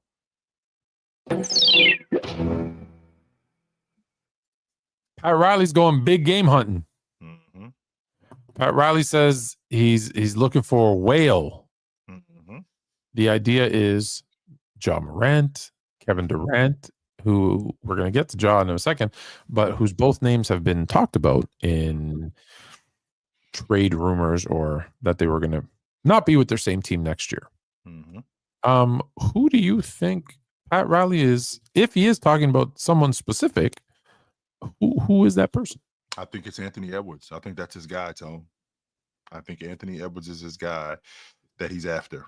How the hell is he going to get Anthony Edwards? They wouldn't give him up for Luka. Yeah, I think that's the guy he wants. And if I'm not mistaken, I think Anthony Edwards. What I don't want to do, Tone, is I don't want to give you false information. So I want to make sure that I give you the correct information here, because while you look that up, Woodage says he said whale. Mm-hmm. I think yes. So I'm looking. So I'm looking at. So Anthony Edwards is on the books until 2029. 2029. So he's not. Yes. He gets traded. He's not going anywhere. He just signed an extension not this summer that just passed, but in the summer of 23, he just signed an extension. And I think that Riley is one of Coach Riles is one of those guys. He plays on what you want. That's how he got James. And what I like to call it, Tony, is I like to call it the devil's den. Like when you go into the devil's den, you're gonna come out with what you want, because that's just who Pat Riley is. Pat Riley is one of those guys where he finds out who you are, he finds out what you want, and he's gonna get it. Now the question is, at what price? Like, what is it gonna cost? What is it gonna cost to get Anthony Edwards to South Beach? How much is it going to cost to get Anthony Edwards to South Beach? It will cost so much that you wouldn't have a team worth him playing on. It might be that very well could be the case, Tone. Because the first name is well, you're going to have to give up Bam. Yep. You're not keeping Bam and not keeping Bam and getting Anthony Edwards. No, you're not. And then there's going to be another player or two. And then we're talking about picks. Now, remember, Tone. So if you want a team that's based around Tyler Hero and Ant, how did you get better? Well, that's the thing that I was about to say, Tone. I think that Tyler Hero's having a great year this year. There's some people, some media members that I've spoken with who think that Tyler Hero's going to make the All-Pro team this year. Well, with him making the All-Pro team this year, that means that he's eligible, because his contract is up after next season. He makes the All-Pro team this year. His contract is up after next season. He's eligible for the Supermax, so that's $350 million. Riles is not paying Tyler Hero $350 million. He's not doing that. No one should pay Tyler Hero $350 million. No. That's ridiculous. He's not paying Tyler Hero he's not paying Tyler Hero $350 million. So the question is what would Riles be willing to give up to get Anthony Edwards in South Beach? And if you look at what's going on in Minnesota is notoriously what, Tone? Cheap. Notoriously cheap. So with them being notoriously cheap, and they got guys who, are coming off the books, or guys who are up for contracts, you already saw what they did with Cat. Cat signed that contract extension. They immediately moved off of him off the strength of what kind of money he was making. Well, is it ridiculous to think that if Pat Riley dangled Tyler Hero, if he dangled Tyler Hero, if he dangled the big kid Ware and a couple of first-round picks, because Rudy's on his way out. I mean, I think Rudy's got 2 more years before it's time to start to look in another direction. Julius Randle's not going to be there. I don't think to be honest with you, I'm actually the reason why he made it past the deadline was because he got hurt. I thought he was going to get traded at the deadline. I did. I thought he was going to get traded at the deadline. Yeah. So with that being said, Raul's going big game hunting. I think Anthony Edwards. I'm not going to rule out Luka neither, Tone. I mean, everybody's wrapped up in Luka going to the Lakers, and this is already a foregone conclusion. Luka is going to sign. He's going to re-sign with the Lakers. I'm not totally sure. I'm one of these Lakers traded for Luka, and he's going to go somewhere else. Well, remember, Tone, he comes off the books really soon, and with him coming off the books, Rouse is one of those people who can I get him in a room? If I could get him in a room, and I could talk to him, I got a shot. So you're saying anything is possible? If I could get him in a room and I can sit down with him, yes. Wow. And I can tell you right now, the Lakers, and I think that Luka is going to re-sign with the Lakers.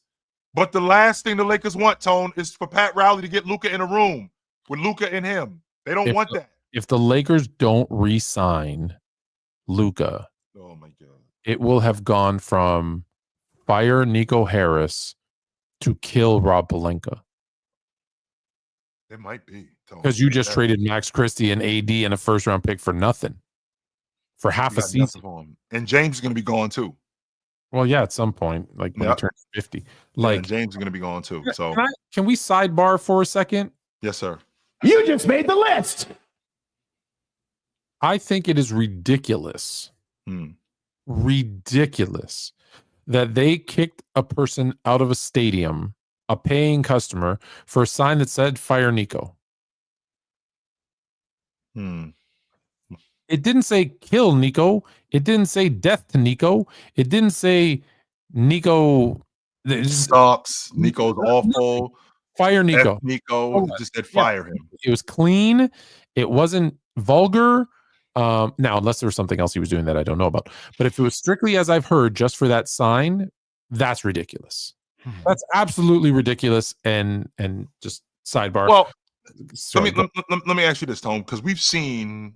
I remember when Shaq was playing with the Heat, and there were people in the arena with signs, trade Walker, trade Antoine Walker. They didn't get kicked out of the arena. So now remember, also on the flip side to that, I think there's a level to talking about management. Don't forget, I watched security drag Charles Oakley out of the arena, which is one of the worst things one of the worst things that I've ever seen. Yeah, but we all know James Dolan's an idiot. Yeah, he's a complete and utter idiot. Yes, 100% he is that. You'll never get an argument out of me. That was no way to treat Oakley. None. Or me, for that matter. He got a great offer and he didn't hire me. We're sticking with the trades. NBA executives believe the Grizzlies could potentially look to move Ja this summer. I'm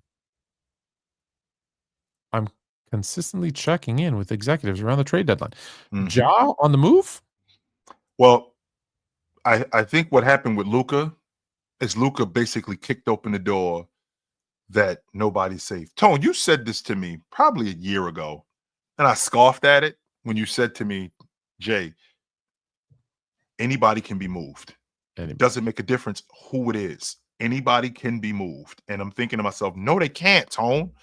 No, they can't. But if you call up the right executive and check their temperature on whomever and the right price, this person is getting moved. And what happened with Luka is Luka kicked the door open that nobody is safe. If Luka can be traded, anybody can be traded at any point. At any point. And if you look at what's going on with Memphis, I think they played 54 games. I think they played 54 games, 54, 55 games this year. Ja has only played in 32 of them. He's had a shoulder injury. His scoring has gone down 5 points this year. They've actually won with him out of the lineup, and with them winning with him out, not last year because everybody was hurt, but the year before that, when in 22 when he turned his ankle, and they were like 19-2 with him out of the lineup. There may be a shift, Tone, where Memphis is thinking maybe Jaren Jackson is the guy we should be building this unit around. Maybe we can upgrade at the lead guard spot and get something for Ja Morant while he still has some value. Because, I mean, I think he's in year 6. And you know how I feel, Tone, about by year 5, this is probably who this guy is. And I think in year 5, Ja is 25 and I want to say 7. That's probably him, Tone. If I'm being honest with you, that's probably him. He's probably 23 to 25, 5 to 7 assists. That's probably who Ja is. That's now you're probably going to get a guy who plays a little bit slower, thinks the game a little bit more, maybe a better distributor, maybe a better playmaker.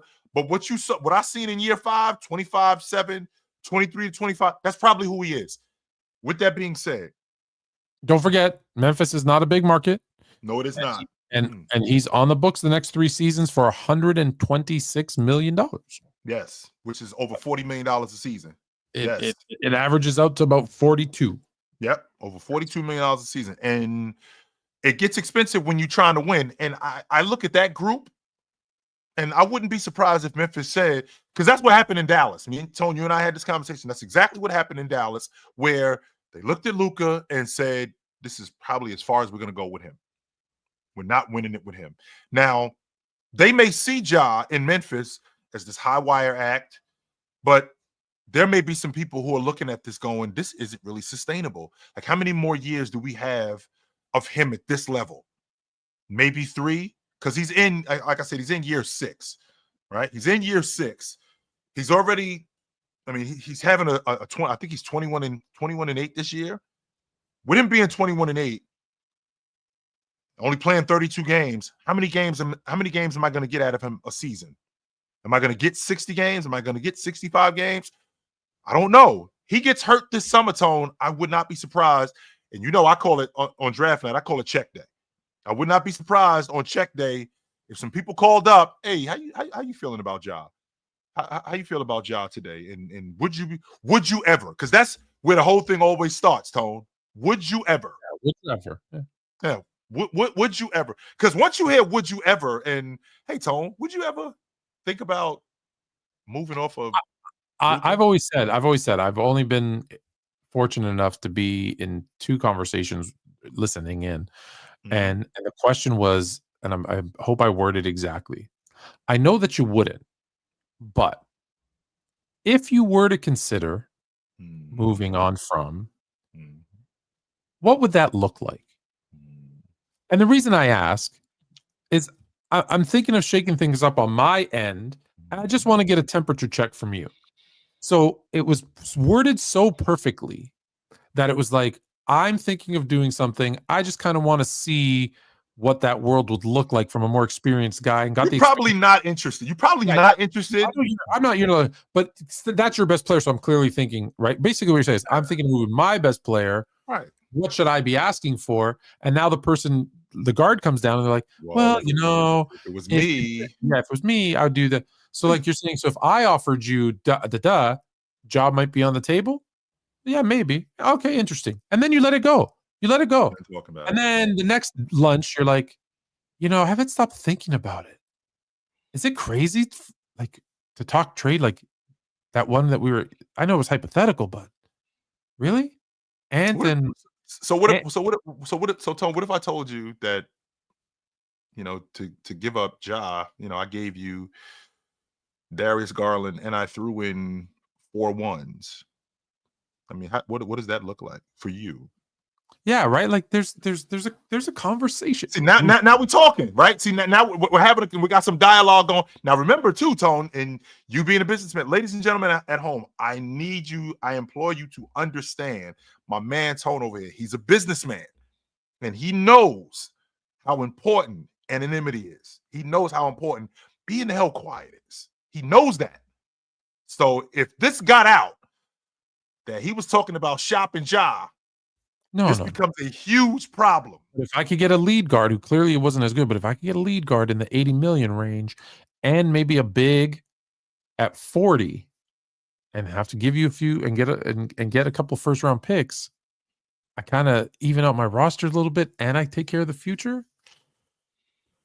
Well, here's the thing. So what I don't want to do is, I don't want to push you over the edge. I'm just checking your temperature. would 4-1s work? Is that something that you would be interested in? I think we have to start there. Start there. Okay, so 4-1s, and you like my lead guard in Darius. I like the lead guard, and you do have a lot of bigs. I do. I do. I got that because I know how you feel about your. I don't know. I don't want the one you'd like the best, and I clearly don't want the worst. Who's one of the middle ones that you could see living without? I think we might have a deal. I could come off of Dean Wade. Yeah, I could come off of Dean Wade. I could come off of Ty Jerome. I could come off of him. You give me one of them 4-1s and Garland. I think Jaws in Cleveland. There we go. We got a deal. And just so, and ladies and gentlemen at home, just so you know, this is a conversation. This didn't just happen like in 15 minutes. This has been going on. This has been going on for quite a while. Like every time I see Tone, how you been? What's going on? Hey man, I was thinking about what you said. He's always paying for lunch. That's why. That's how. 100%. I got it. Yeah, I got it. Check, please. I got it. And yeah, I was Tone. I was wondering how you was feeling about what we was talking about a couple of days ago. I mean, what are you thinking? So I'm, now next thing I know, we got a deal. Ox, you came in late, bro. Like it was a hypothetical. I don't think Cleveland's the right fit, but no. Yeah, no. That's not where it's going. We're just throwing somebody out there. That's all it was, big fella. We're just throwing somebody out there. But a deal like that, where you have a bona fide lead guard who isn't a fringe starter, who's a starter in this league with another big, and the ones, I think they're at least having the conversation, because to your point, there's been injuries. There's clearly some off the court stuff in the past, mind you. But still, those things. And it's a small market, and small markets will look and say, well, if I'm going to have to re-sign this guy, I'm going to have to re-sign that guy. I'm paying 100. Yeah. It's not the Cleveland. We're agreeing. It's not Cleveland. Or is it? Are we sure it's not the Cleveland? Are we sure? Because let's stop talking. Let's stop talking like giving up John Morant for Darius Garland is ridiculous. No, there's a two-time All-Star who's on the books for a little bit of money. This isn't on the books for us to talk about. I think Cleveland is going to challenge the Celtics in the East this season. Yes, I do too. And if they make it to the finals, they're not making that move. Now, if they get knocked out in the second round, this conversation might happen. They might want to shake things up a little bit. But that being said, like that, I'm saying it's that type of conversation of here's a bona fide lead guard who's a starter in this league, a kind of could be starter, could be like a great role player, big, a bunch of first round picks. And now you're having that conversation. To my point, Memphis is sitting there going, hey, we got to pay this guy, that guy. We got him on the books for $126 million. He's had the off the court stuff. He's has some injury issues. We love him. He's great. He's exciting. He's fantastic. Yeah. But is he the guy that's going to get us? Because for us to be really successful and really profitable, because that's the other thing that people don't pay attention to, we might have to move on from him. Yeah. They traded Luka, so we won't look crazy trading Ja now. Like you said, it opened up the doors for anyone to trade anyone because they traded Luka in his prime. That's what, and I can't say enough, Tone, when you first brought this to me about how anybody can be moved. How ridiculous I thought that was. I'm like, yo, Milwaukee is not trading Giannis. Dallas is not trading Luka. It's not happening. No, that is not going on. Only to find out that, yes, it is. 100% it is. Milwaukee would have already traded Luka.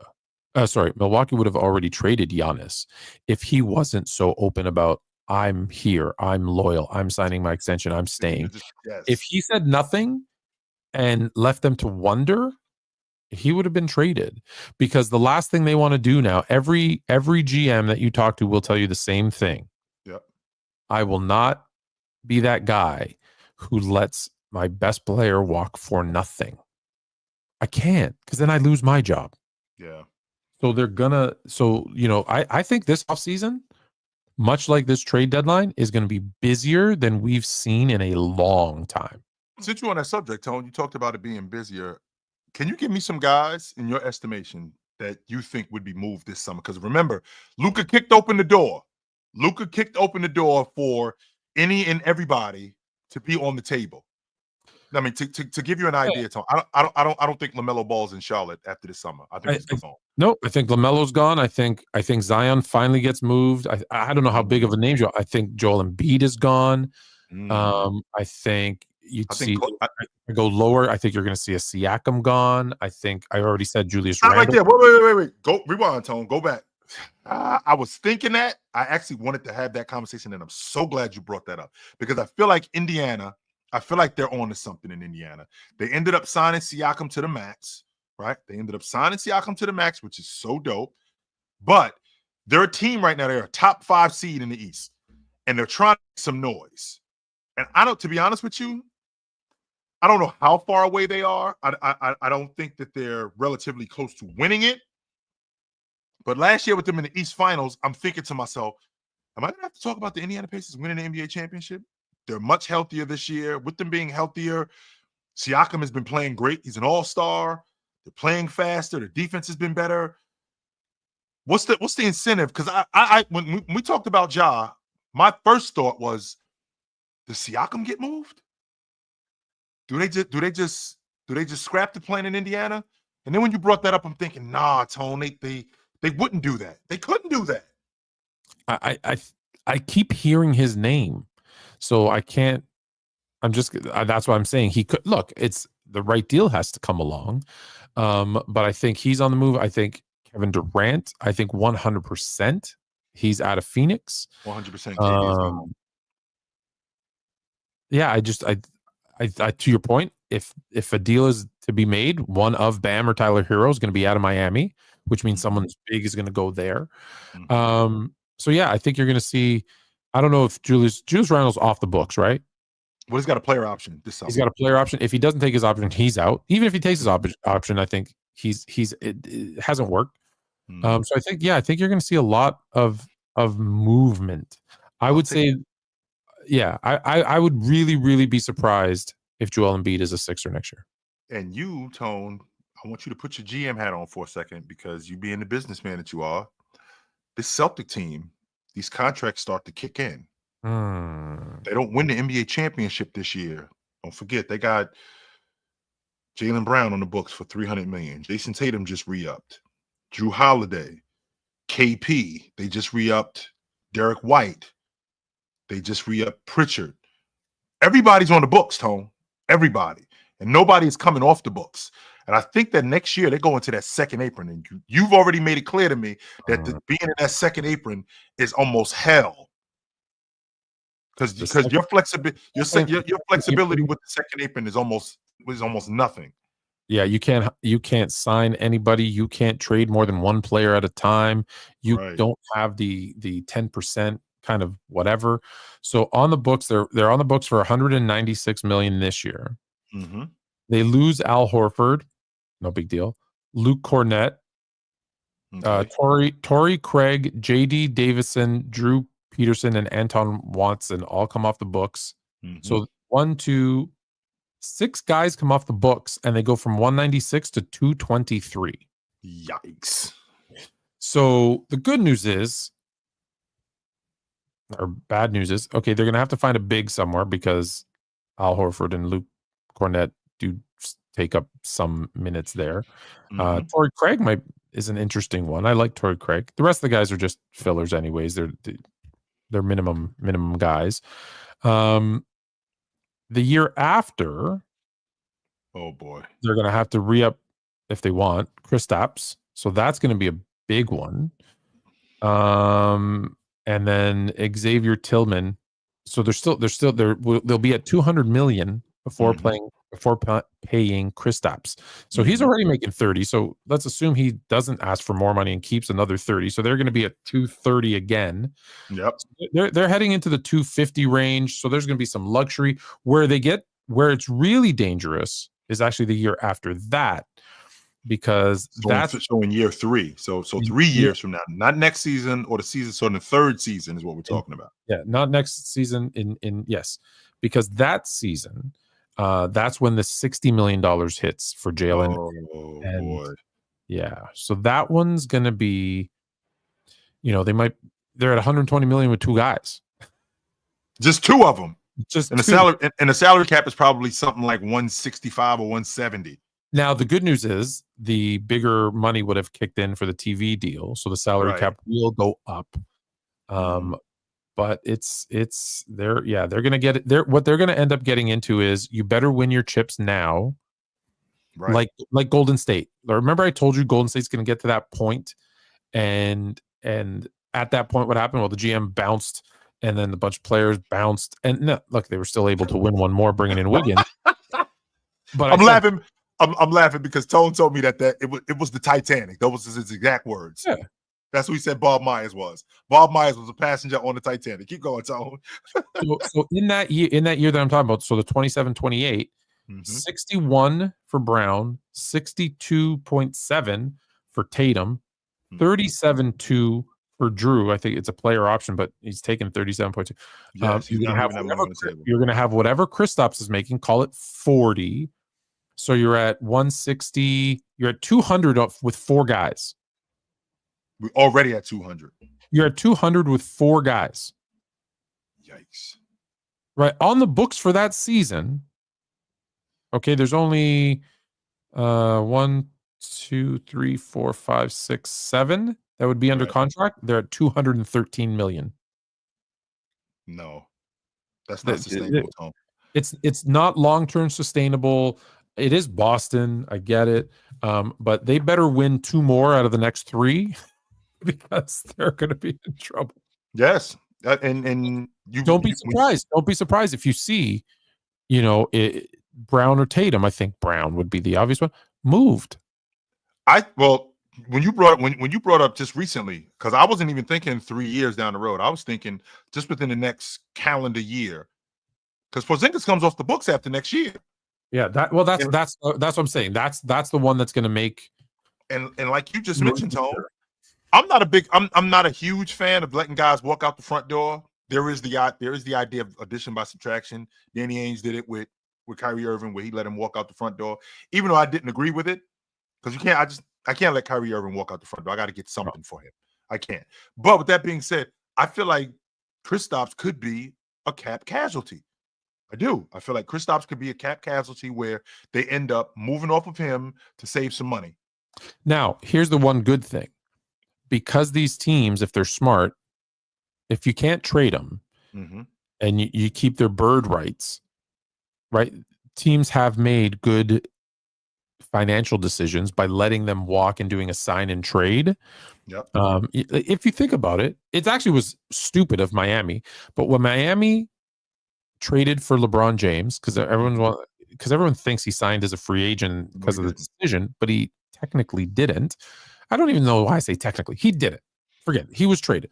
It was like the worst trade in NBA history, by the way, Tony. They got 5 first-round picks and a player. So they got a lot because the other team needed the cap flexibility. They couldn't sign him to the amount of money. Like, as long as you understand the cap rules, which are super overly complicated for no reason sometimes. I still don't understand them. If I understand them 80%, and I feel like there's a million things I don't know. And I I research like the aprons and all that kind of stuff. I love that stuff. And you educate me on it. And I feel like I still don't know enough. That being said, if I'm if you're smart and you keep the bird right, because that's the big thing. What happened with Luka when he got traded, he doesn't get his bird rights, or the Lakers don't get his bird rights, so he loses out on like 117 million dollars. Yep, that's huge, right? It's not So if they do want to say, hey, we just can't, we're at 200 million without Kristaps, right? And say, but hey, whoever wants to sign him, we'll help you out so he can get the money that he wants and this and that. Just flip us a pick here or that player there. Yeah, they could kind of retool a little bit, maybe. Dumber things, like crazier things have happened. Like people always ask, like, how did this team get? Like, how did the Lakers get? James Worthy? Well, because 2 years earlier they made a smart trade for a draft pick, and it timing was good, and there you have it. Like, how did the Celtics get Bird? Like, you got to be smart with this stuff, and most guys aren't. Shout out to Don Hudson, by the way. Do we have any more? Oh, we do. Oh, we have one. Oh, how could I forget this one? Mm-hmm. Like this is like your favorite thing. Mm. My favorite thing. Yeah. Maybe it's an oldie but a goodie. Michael Jordan on being called the GOAT. This was from an interview he did with Cigar Aficionado. When I hear it being called the GOAT, I cringe a little bit because it's a little bit embarrassing because no one knows. I never had the chance to play against those guys. Tone, like we never have a problem because we live in the world we live in today. It's so easy to hear everything and see everything. But there was a time when everything wasn't as accessible. We didn't have a problem with Muhammad Ali saying, "I must be the greatest." We didn't have a problem with that. In fact, we applauded it. You can't be that good. Not only can you not be that good, you can't be that good and be that without being egotistical. I am 100% confident. I'm not 80. I'm not 90. I am 100% confident. In confidence, whether he was sitting around with his boys, whether he was sitting around with his folks, he said, "I'm the best to ever do it." I am certain that he said that. Why? Because he sees the others and he understands the competition. He's seen Jerry West. He's seen what Jerry West looks like. He can say, I never played against Jerry West, but I'm sure he's looked at Jerry West and go, "I'll bust Jerry West's ass."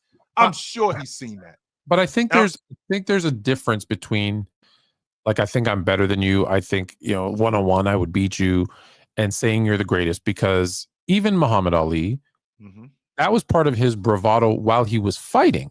I am the greatest. I am the greatest. But he never said he was the greatest of all time. In fact, and I've told you this, one of the greatest moments of my life was meeting him and him telling me he'd lose to Mike Tyson, which I don't believe for a second, by the way. But he was humble in his later years to say, "Oh no, there's guys that I would lose to." Yep. And so I think that's the thing about Jordan. I would assume, to your point, 100% of the time when he walked on the court, he thought he was the best player. Right? That's right. Like, even Charles Barkley said, "I never thought until that 93 final, I never thought there was a player better than me until Jordan bust my ass." And I was like, sure. And then even then he said, "There might be someone better than me." Might. Right. You have to be that good. You have to have that mentality. The difference is Muhammad Ali being an individual sport, saying, "I'm the greatest, I'm going to beat you," because that was an intimidation thing. Sure. It's different than someone coming out and saying, "I'm the greatest of all time," or let's be honest, "This moment made me the greatest of all time." Right. That's why I feel like, to your point, I feel like Jordan has done that quietly. We just saw it on tape with James. I feel like Maybe. For example, when they beat Phoenix for the third championship in a row, and he had done what he had done up until that point, I feel confident that Jordan may have said to his father, "I'm the baddest to ever do it." His father probably said to him, "You the best to ever do it." And he probably was like, "Yeah, I am the best to ever do it." I'm confident that after he beat Magic, I know what he actually said in public, though. He said, "I've achieved everything I've needed to." Right. Yes. There's nothing. I believe he probably said, "Because I'm the greatest. I'm the best to ever do it. I don't need. What else do I need to do? I'm better than all of you dudes." But he's not going to say that out loud. And the reason why I struggle with this kind of stuff is because, as good as you are as an athlete, as awesome as you are as a player, you can't sell me that on any level. You might not get in front of the cameras and say, "Yo, I'm the GOAT. I'm the best ever." Remember the scene that James was in? James is sitting around with his buddies. It just so happened to be a camera there. He knew that, but he's not stupid. He knows there was a camera there. 100%. But it helped that he was sitting around with his buddies. I don't think that he would have said that but then I can't say that because he said that in the post-game interview when they were playing against the Warriors in the finals. "I'm the best player in the world." He did say that, which I'm okay with that. I don't have a problem with that neither. I'm okay with that 100%. To say the greatest ever, though, I wouldn't do it. I get it. I get it. I even say him saying I'm the greatest ever. Him saying because I beat this team and won a title made it so individual, like he was the only reason they won. Right. And winning a title makes you the best when we know. I've What told it you took many to times. do it. Anyone who says 6-0, right? That's why you're the beta. Like then you don't understand how sports works, right? I don't like when anything is marginalized to one thing. Being 6-0 makes you the greatest. Being the all-time scoring leader makes you the greatest. Being any one thing, any winning that series against the 73-9 Warriors makes me the greatest. Yeah. No, I don't think any one thing can possibly make you the greatest. And that's why when I see any of those posts that say, this person did that and that's why they're the best, I'm like, no, that's not true. We have a super chat, and I apologize, Teddy. I did not get to it earlier. It's my bad. Apologies. See, apologizes too. If I'm blowing up the comment section, I don't think you are, Teddy. But have y'all seen Court of Gold yet? No, I haven't. I don't even know what that is, to be honest. Is that the Olympic documentary? Oh, is it the Olympic documentary? I don't know. That's what I'm asking. I'm asking. I'll look it up. Is Court of Gold? Yeah. It's the one where the college guys. No, that's We Beat the Dream Team. I'm talking about with KD and with Serbia and. Oh, it is, yes. KD, Steph, yes, against Serbia, and they're showing France here too. They're showing Wemby. Yes, I have not seen that. I have not seen it either. I am going to tap into it because I do have Netflix. Yes, I do. You have Netflix? I was going to send you my. No, I mean, no, it wasn't. Can't do that. I think we have. Okay, we have a couple people who are waiting to, and we have 10 minutes left, so let's get to them, and then I'll do a shameless plug for an article that's coming out soon. We start with in Boston. I think he's cringing because how much money he just found out the Celtics are on the hook for. Yeah. I knew we were already screwed cap wise, man. I already knew I'm like 302 contracts for 300 M's. There's no way that's not going to screw us financially. I think Brown's out of here in like the next 2 years. He has a 2-year timer. After these 2 years are up, if we win a championship in these 2 years, beautiful, great. But after them 2 years, he's gone. We just can't. That's not sustainable. It's like Chill said, it's not sustainable for us to have two guys on $300+ million contracts. It's not sustainable. I don't think it is either. I don't. Yeah, I agree. Me neither. I don't know how. I think OKC is going to come up with the same issue. I'm not going to lie to you, Chill. Well, they got a lot of guys. I think the difference with OKC is they got a lot of guys on their books that they own their bird rights. So like Wiggins, they own his bird rights. Lou Dort, they own his bird rights. Shea, they own his bird rights. J-Dub, Chet. I mean, they got a lot of guys who they own their bird rights. That just means that they can sign them regardless of where they are in the cap. But if OKC gets into the $250 million, they can't afford that. No. Especially how expensive Shea's going to get. Like, if Tatum got like a $305, $310 million contract, like what's Shea getting? Like 320, 330?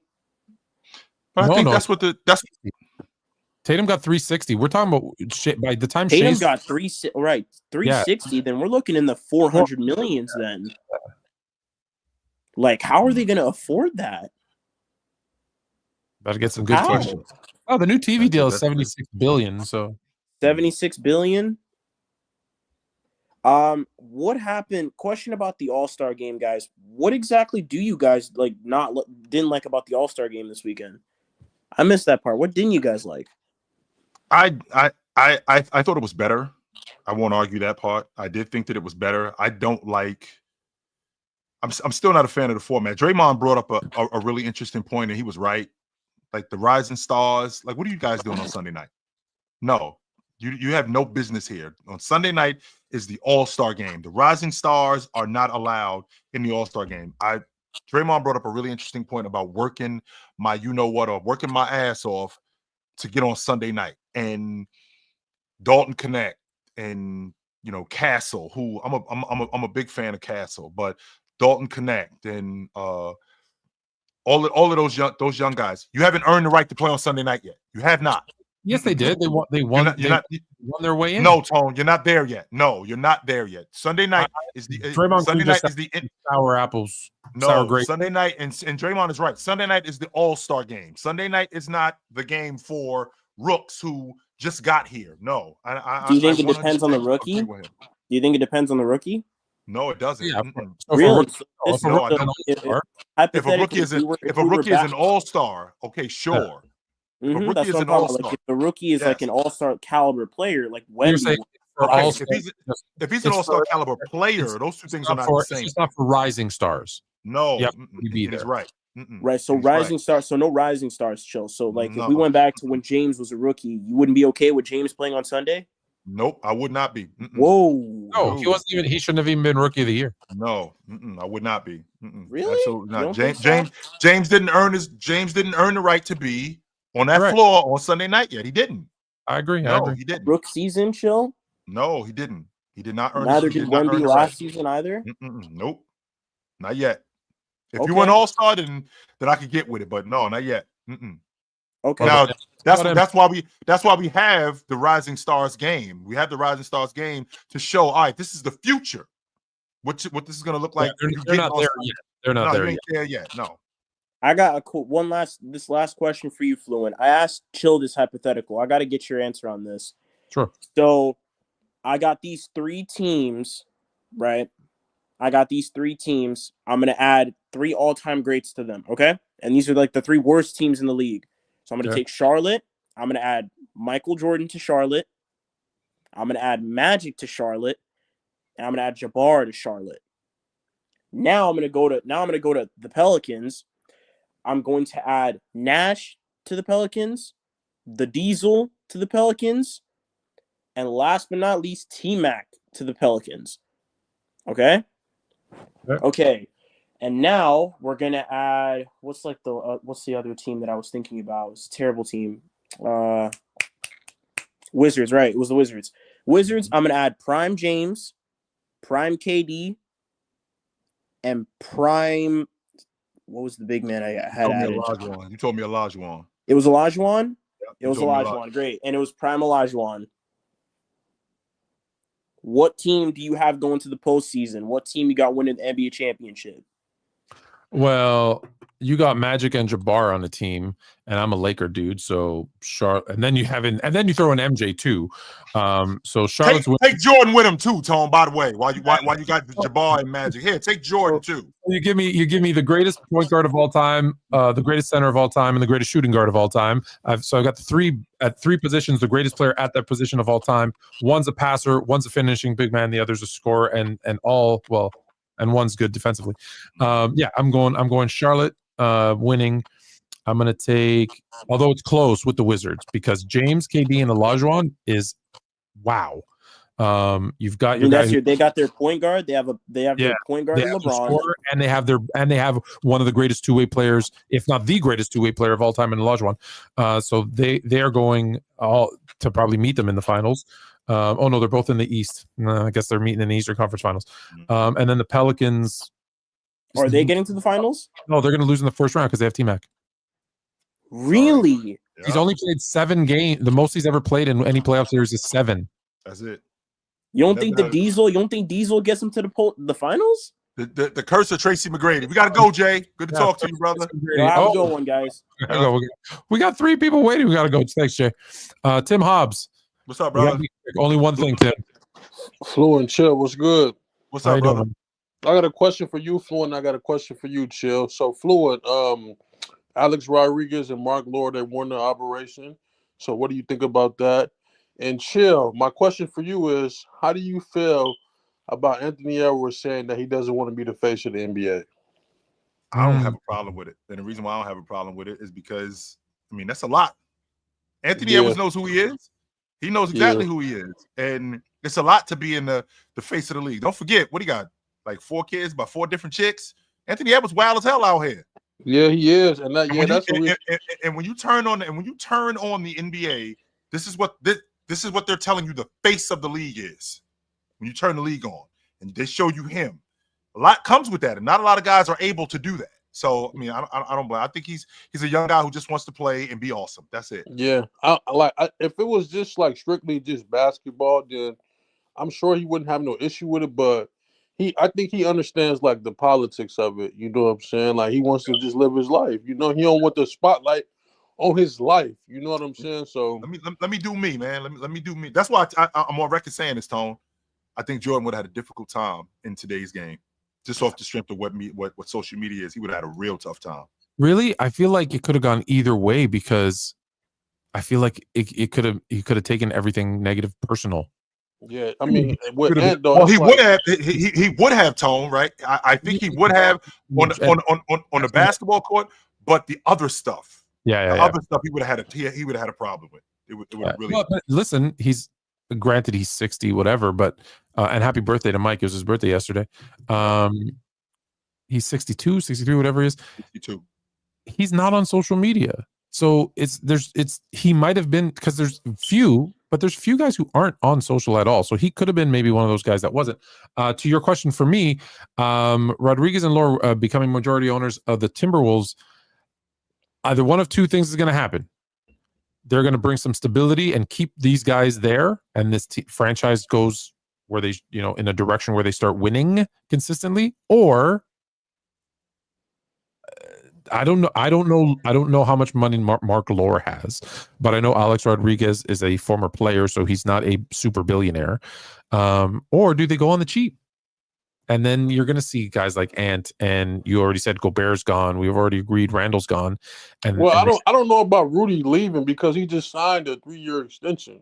Mm-hmm. Oh, I thought you said Rudy was gone. I think he's going to be gone off the street. No, we just signed him to a 3-year extension, and you just signed Cat to a max, and you moved up from the next year. So we signed Cat 2 years ago, and then when did the CBA just kick in? Like last year, right? Yeah.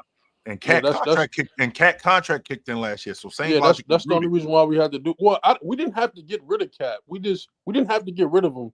The issue was that, and I don't understand it either. The team didn't want to lose Nickeil Alexander-Walker and Naz Reid, so that's why they made the trade. Mm-hmm. Okay. All right, man. Appreciate you, Tim. All right, Tim. Good to talk to you, brother. Baba and Baba left. So that leaves it. Oh no, he didn't. There he is. He's still here. What up? One thing though, because super overtime again. We're gonna get fired. We are so getting fired. Oh, okay. Oh, thank you guys for letting me join. Here's the thing, like, I know you guys mentioned this earlier, and so I would like to hear where you guys want these certain players to play at. But I do agree that the Luka trade has really just caught a lot of eyes on people, because I do feel like Ja Morant is gonna be, I feel like he is somebody the Heat culture could repair his image, in my opinion. So I would like. I don't hate him in Miami. I don't. Yeah, I kind of like that with Pat kind of, and Spoelstra's was good, solid coaching, respectable. Yeah, that's actually not a bad thing. Taking better care of his body too down here. Mm-hmm. I like it. And then like things like players like Zion too. Like, where do you see like Zion or Embiid, those kind of players going? I had Zion in Toronto. Brandon Ingram was the guy who ended up there, but I thought it was going to be Zion. That's why. That's what I had heard. So I think Zion. Someone's going to take a chance on Zion, and it's not going to be. I don't think it's going to be like a contending team. Yeah. Okay. I was surprised to even hear you said LaMelo Ball too. So, but I know you guys got to go. But I was just curious to hear your guys' thoughts. So, thank you, sir. Good to talk to you, brother. All right, last one, Jerome. What up? I didn't pull him up yet. All right, you got it. What up? There it is. Okay, there we go. Yeah, let me touch on. Y'all touched on a lot of stuff, but I'll start with the All-Star game. You really do have to understand, I consider myself a great athlete in my time. We don't just show up while they out at the park and shoot and try to go against guys that we know we can beat. I'm like, if you ran into a guy that has superior talent, some people are amazing. I mean, they don't even have to. I'm like, man, why do I have to prove that to you? A lot of this stuff that goes on the All-Star game is watered down. There's no bite to it. We done seen it so many times. So of course, yeah, I don't care about it. I just want to. With that being said, though, Jerome, like you just said, you were a great athlete in your day. So no matter how many times you've proven it, we show up. Jerome, I'll bust your ass. What you say, Chill? I could have said it to you 6, 7, 8 different times. What? Come on out here and get it. And that's going to go on forever with you and I because we're competitors. No matter what, at the end of the day, we are competitors. Now, there's some people where you like, you know what? I mean, I ain't really got nothing to prove.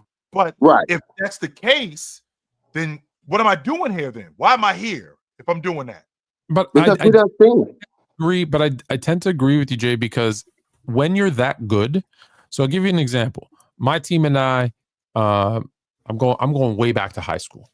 We were in Hawaii for a tournament. Yep. And in our off day, me and a friend of mine, me and Stu, who thought we were the shit, walked around where there was courts and we're challenging people to play. We didn't know if they were good or not, but we just want to bust their ass to prove that we were the best. Mm-hmm. And so I think there's that mentality, to your point, is that when you are that good, again, they're going against other NBA players. It's not like they're doing what we're doing, walking down the street, just, trying to find a game to make some money. Like, these are NBA talented players. So I think they're going to want to prove that they should want to prove that they're better than them. I think that's just part of it. The psychology on that is it's the stakes are not high enough. This is what you have to understand about these guys that are great.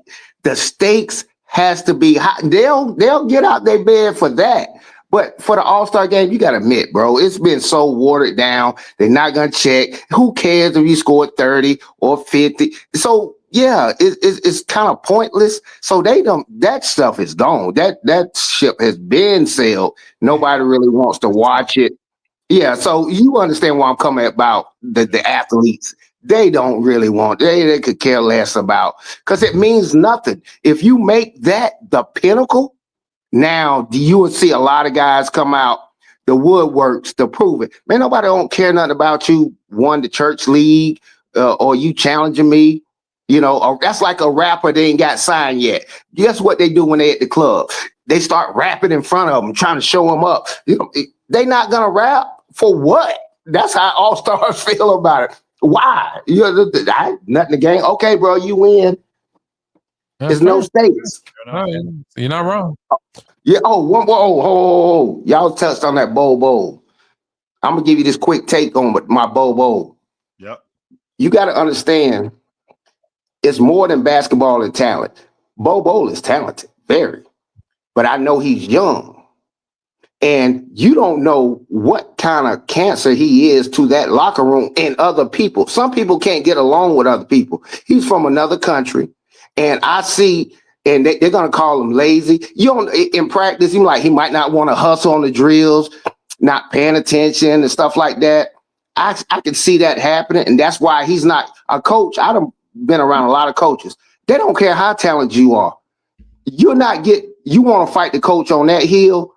And that's what happens a lot of times. Your talent sometimes can get suppressed. I watched a lot of good guys that had bad attitudes. They can play, but they're not going to play for you. And once somebody pick up on it, like a Westbrook, a Kawhi Leonard, it's a lot of guys. James Harden. Hey, Jerome, we got to go, brother. But we really appreciate you, my man. We really appreciate you. Right. And what you're saying is true. But it's legit. It's absolutely legit. But we got to. Yeah. Oh, y'all been on here for 2 hours, man. I appreciate it. Yeah, we way past time, man. Yeah, I see it. Yeah. Appreciate it. Yep. Good to talk. Check out tomorrow on sportsfluent.com the article I told you about that was coming out about We Done with the Frauds. That's what We Done with the 80s and 90s guy. It should be interesting. They got his stats, 2.4 points per game. So make sure to go to sportsfluent.com and check that out. March the 12th, the Miami Heat will be facing the Buffalo Braves in Miami. You want to go? We should go. I'll be in Miami. That didn't sound like a bad idea. All right, no doubt. We'll do a live from the game. Uh-huh. Do you know anybody down there? Can get us like I do in Detroit. Oh, come on, Jay. If we go to Detroit, I get us on the court. We can meet. See, that's when you're not good. You're not good like me. You gotta. And I am a people person. I am. I'm very much a people person. But I do need to start politicking a little bit more than I do. It was so hard. I was talking. I know we're way over time, but just quickly how the Matt McClung thing happened. I was talking to my boy Graham Bunn. Shout out. who lives in LA.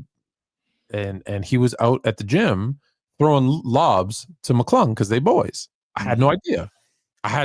Honestly, I had no idea. And so I was talking to him, just, you check in and say, hey, how's everything going? Blah, blah, blah.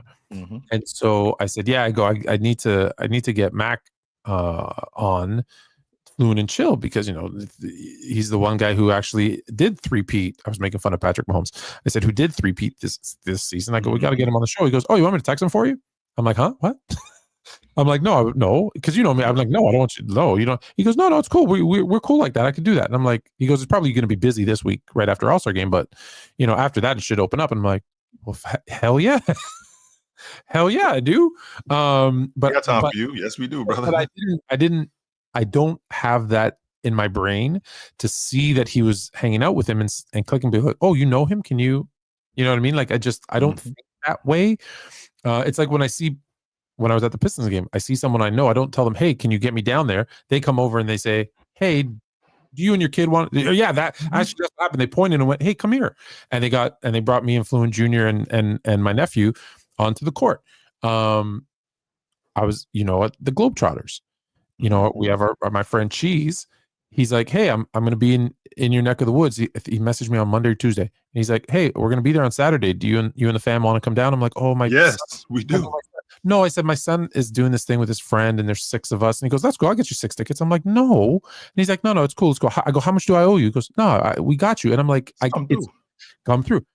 Front row, great seats, came over and was, high-fiving and hanging out with the kids. They had a blast, by the way. So again, thank you, Cheese. It was so good. But it's not, I feel weird. Like, I'm like, let me pay something. Let me do something. Like, you just going to the game is the payment enough? That's what it is. Yes, I know, but you know how it is. Like, you never ask for tickets from nobody, but occasionally he says, yo, come here, let's do this, right? All right, we way over time. Don't fire us. Great show today. Absolutely, man. We got the last third of the season left. Playoffs. Today is February the 18th. I think the playoffs are 2 months from today. Yeah, playoffs start 2 months from today. Yep. Now the games start to matter. Yep. Playoffs start 2 months from today. So we got some real action now. Real action. So I'll be interested to see what happens. But we will see you guys soon. Until then, put on a suit, drink water, don't drink and drive. Hey man, call your mother. Look, as you can see, I just missed a phone call from who? It says mother. Your mom's in your phone is mother? Yes. I just missed a phone call from my mother. Hey, listen, next week, I'm going to be coming to you live from Newfoundland. St. John's, Newfoundland. Fluent, be in the build. Well, I'll be over there. I'll be in a hotel.